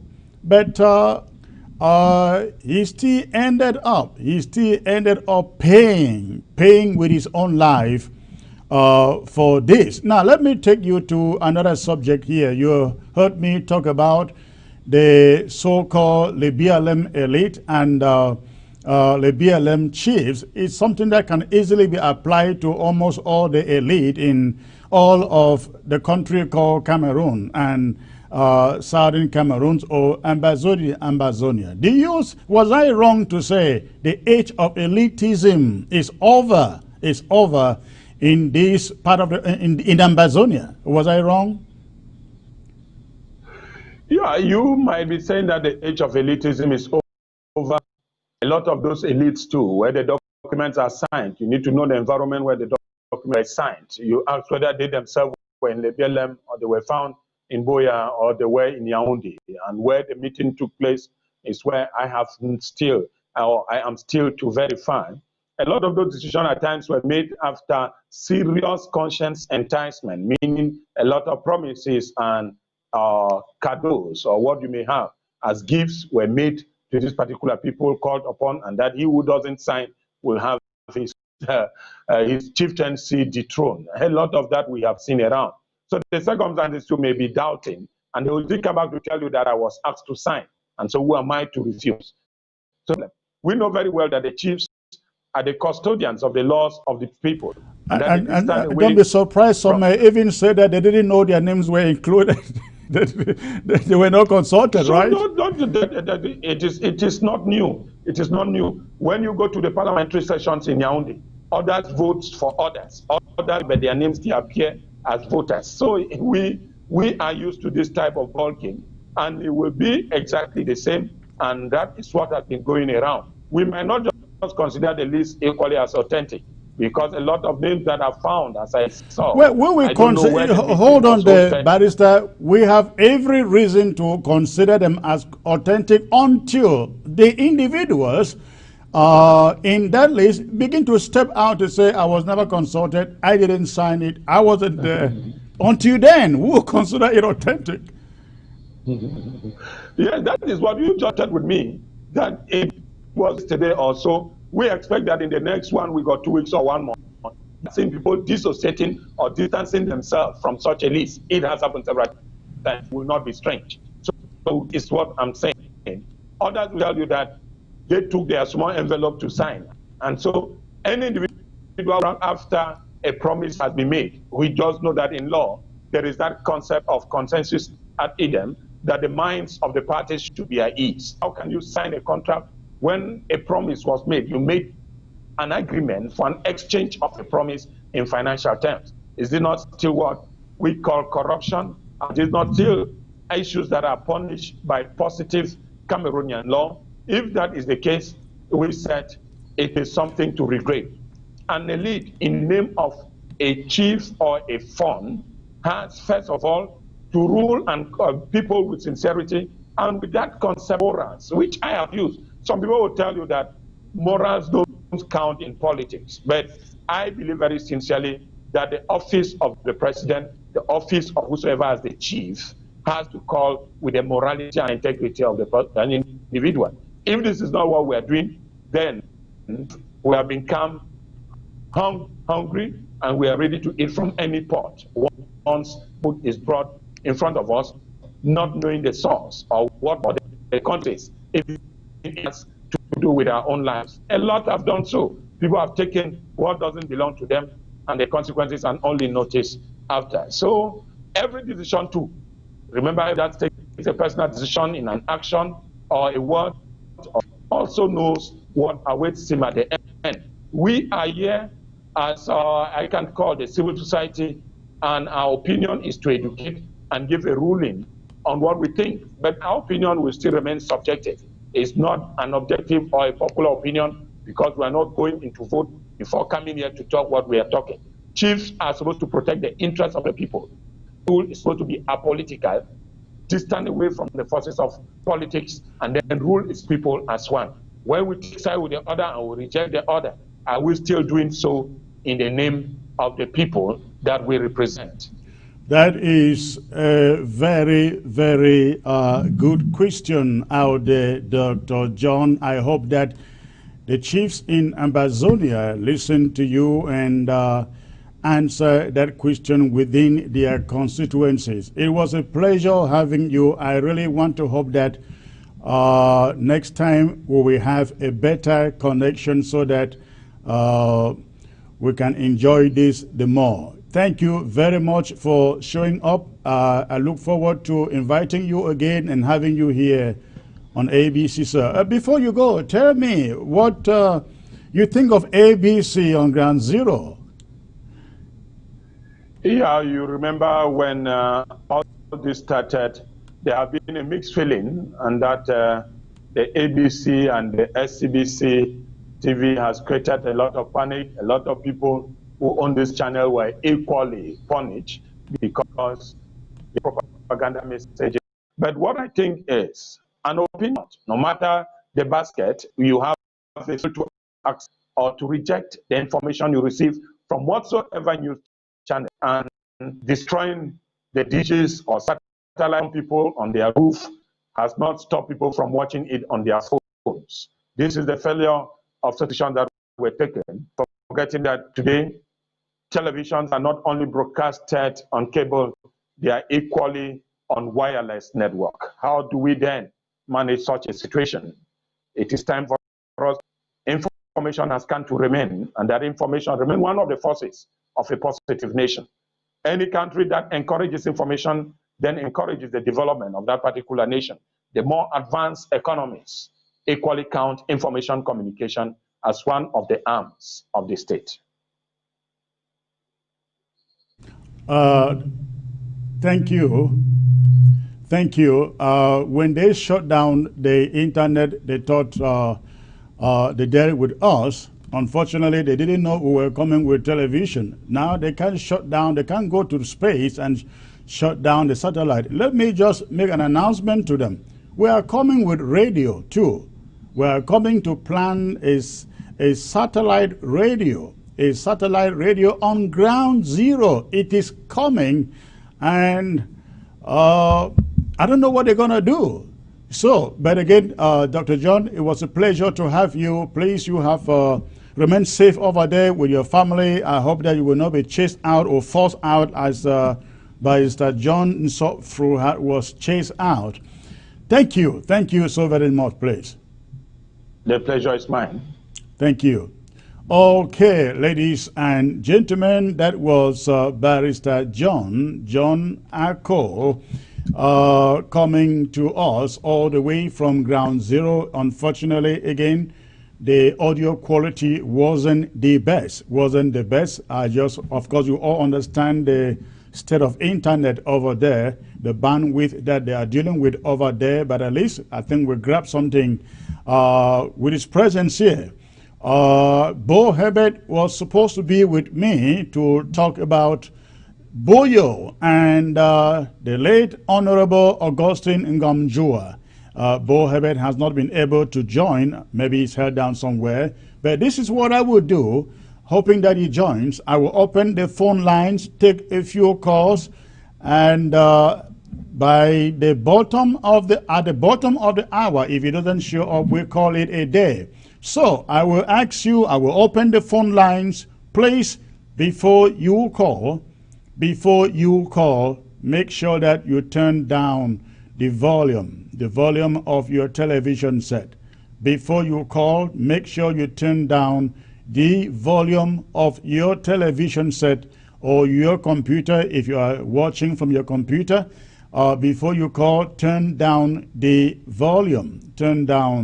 The phone lines are open. For those of you who know the phone number, please go ahead and call and give me your opinion on the performance of Dr. John Ako. All right. Again, the phone lines are open, ladies and gentlemen, while I look for tune from Bo Herbert to join the broadcast if he can. The phone lines are open. All right, I will get the first caller at this moment.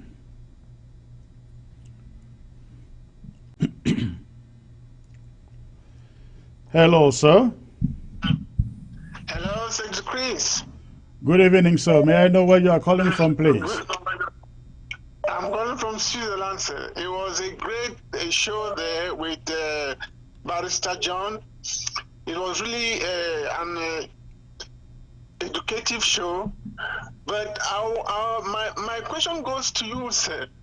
Yesterday, with our Amazonian ladies, you talked of Sisiku being misled or misinformed when he was taken from Set to the Konange prison. I don't think that's the case, because if you remember very well, Deacon Tassa brought up some accusations against Milan of corruption. Sisiku, on his own, decided to put that under the rock. Now, that is not the type of president that we want in Amazonia. So it's not like he's behaving this bad because he's been misled or misinformed. No, it's his character. And I would like to know from you, sir, how was Siseko being appointed, because he was not elected? How did he come about being our president, sir? Please answer me. Thank you. Thank you for the call. I don't know what to say. I wasn't there when, whether you call it election or nomination or whatever took place. I wasn't part of the interim government. Remember, that was during Skarkov, when then transitioning to what do they call it? Cancer something. I wasn't there. But you may be right that he was not deceived. It was just a matter of character. Because, as you said, lots of allegations were made against Milan Atom. And they were just covered up. So it seems to have been something that was ingrained in him. And he took it into Konange and got stuck with it up to today. Again, that's an opinion. You may be right, sir. Thank you for the call. All right, let me get to the next caller here. Okay.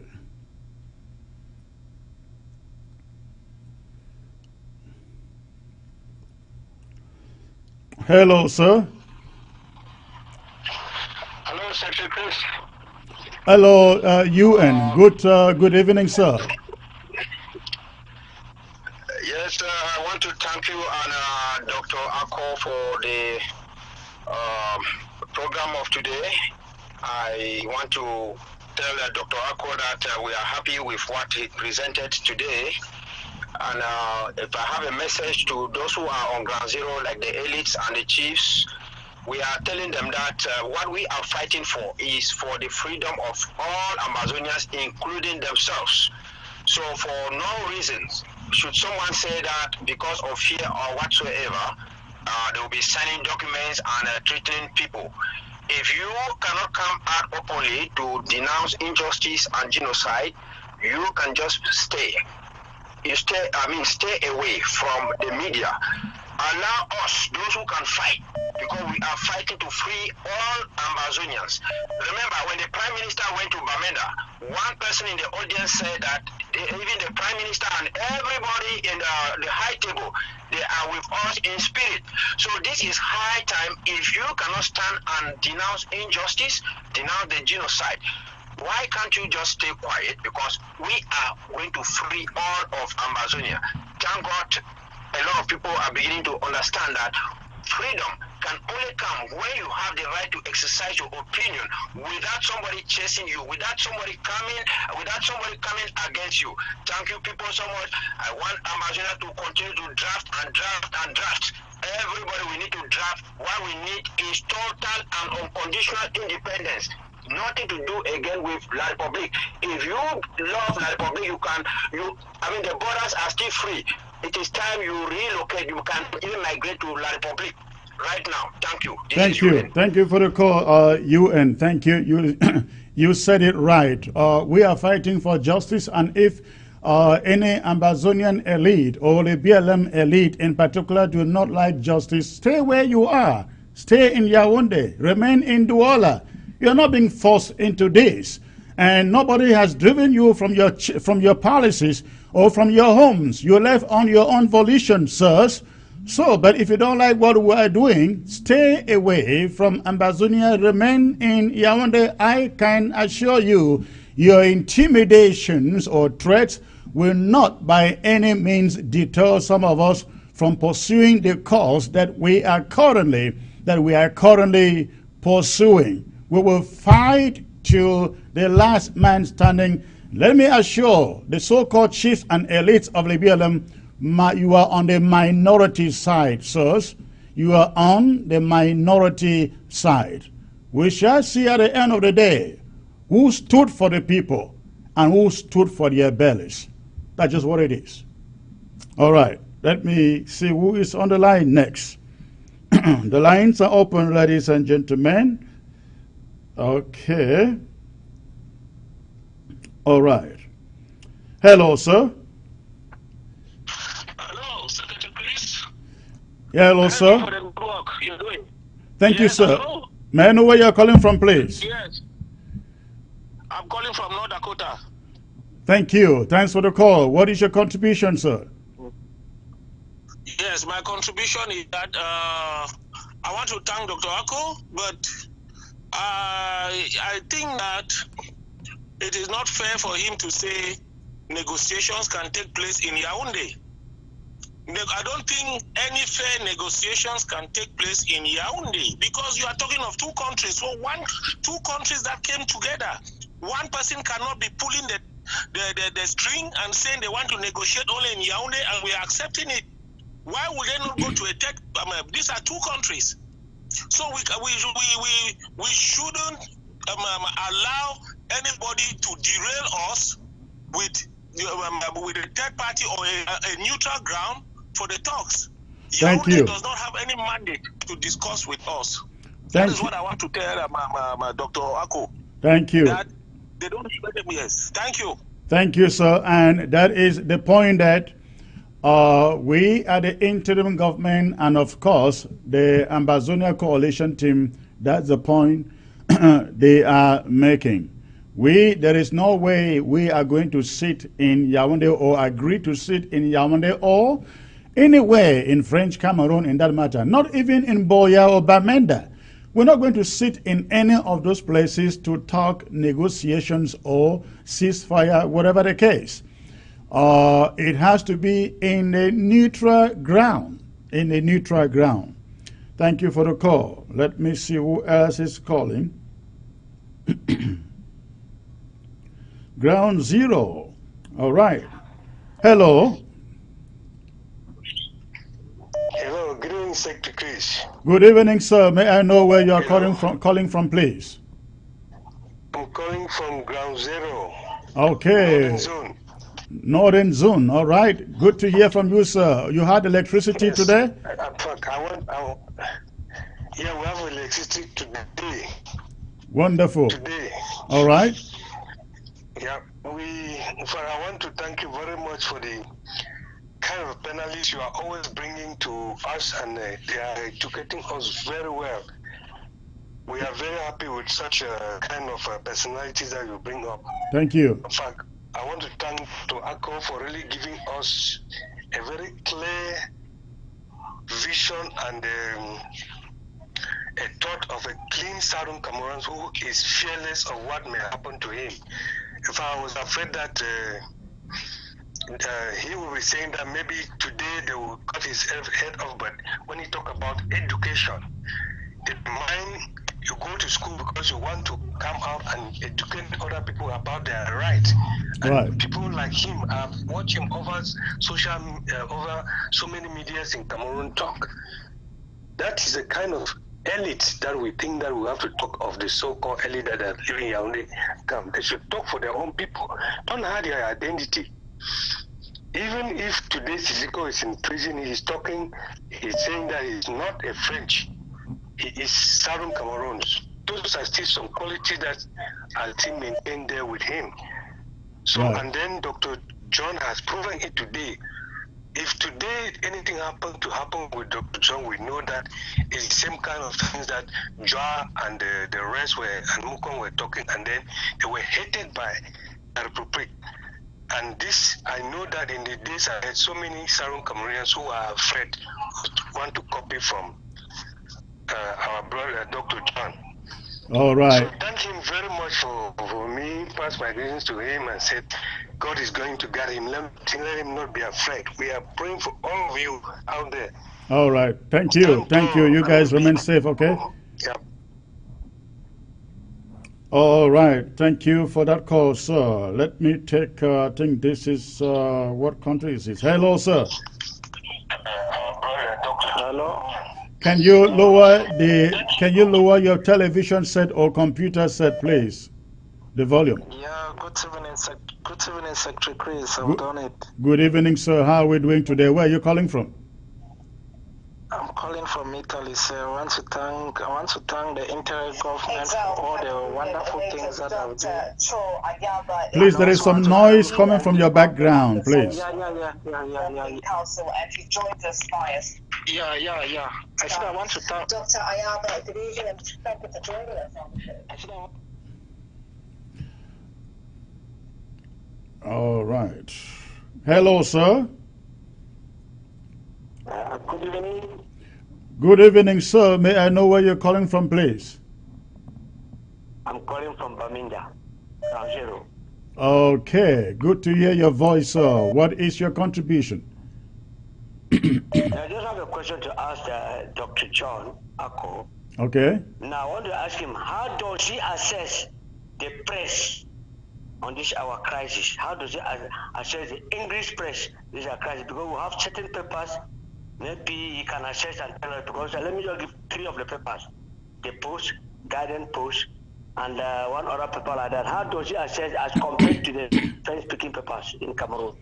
How can he assess them? Thank you. Unfortunately, Dr. Akko is no longer on set, but that's a very good question. I wish I thought about it. But as far as the press, let me talk about the Ambazonian press. I'm talking about English newspapers and media houses in Ambazonia. As far as the print media is concerned, I think we have very few newspapers that has the courage to report the truth. And when you talk about genuine papers practicing journalism, I think you can only think of the Post and the Voice, which that other paper there, is it the Rambler? Yes, the Rambler is a good paper. I think these are the ones I can really think of that can step out and do real journalism. As far as the television houses are concerned, I have not seen any. The radios, I really don't know the radios on the ground, but the newspapers, I think there are only 3 newspapers that I can call that are doing pure journalism: the Post, the Voice, the Rambler. Thanks for the call, sir. All right, let's see who else is on the line here. Ground Zero. Hello, sir. Hello. Hello. Hello, please, can you turn down the volume of your set, please? Hello, Secretary. Good evening. Good evening, sir. There is an echo in your background. Can you turn that down? Yes, I think it's down now. I think the echo is down. Yes, I can hear you now. Where are you calling from, please? Okay. I'm calling from Medam County.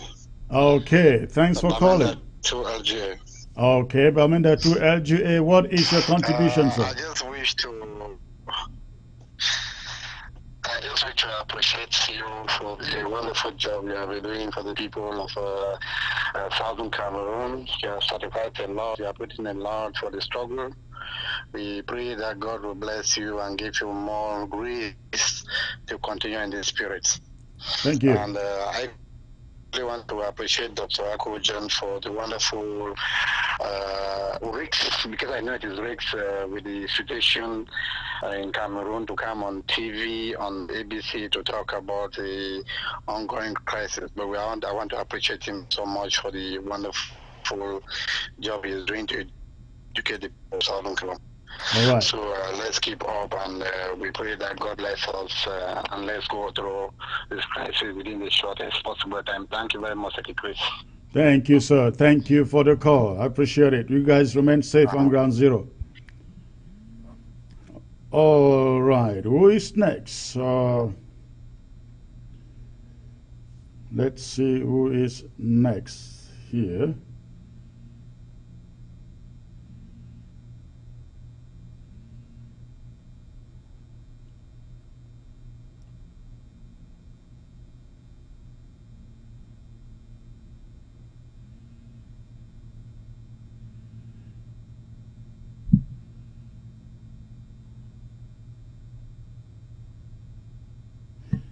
All right, ladies and gentlemen, I think we're going to call it a day today. Unfortunately, I guess Bo Herbert has not been able to join, the broadcast today. But I want to remind all of you, we're going to be having a very, very exciting broadcast on Monday. I shall be having some very, very exciting guests also. So mark your calendar for Monday. I shall be back here on Monday. God bless you all, and thanks for tuning in today. Good night.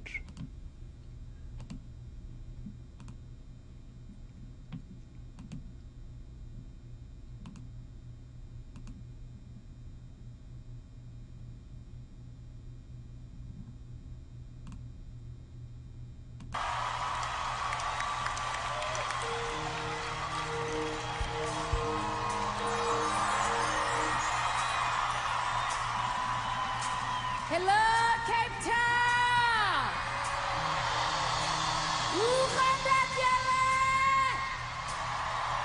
Let's do it. Let's do it for Nigeria. Let's do it for the children.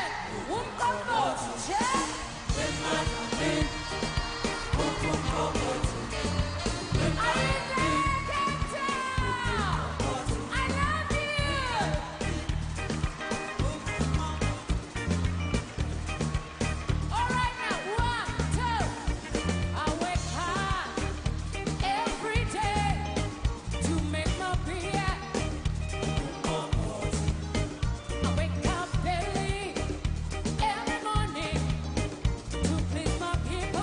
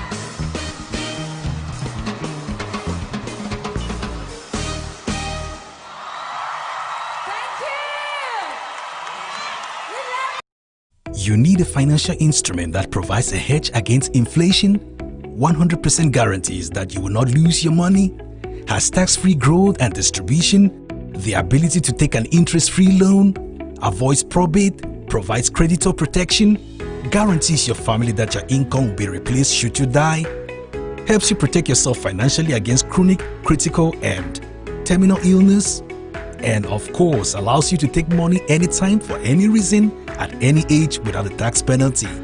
You need only as little as $50 to invest per month. Contact Irene Fombo, tel 513-5014-177, or send an email to irenenpmsn@gmail.com. You need a financial instrument that provides a hedge against inflation, 100% guarantees that you will not lose your money, has tax-free growth and distribution, the ability to take an interest-free loan, avoids probate, provides creditor protection, guarantees your family that your income will be replaced should you die, helps you protect yourself financially against chronic, critical, and terminal illness, and of course allows you to take money anytime for any reason at any age without a tax penalty. You need only as little as $50 to invest per month. Contact Irene Fombo, tel 513-5014-177, or send an email to irenenpmsn@gmail.com.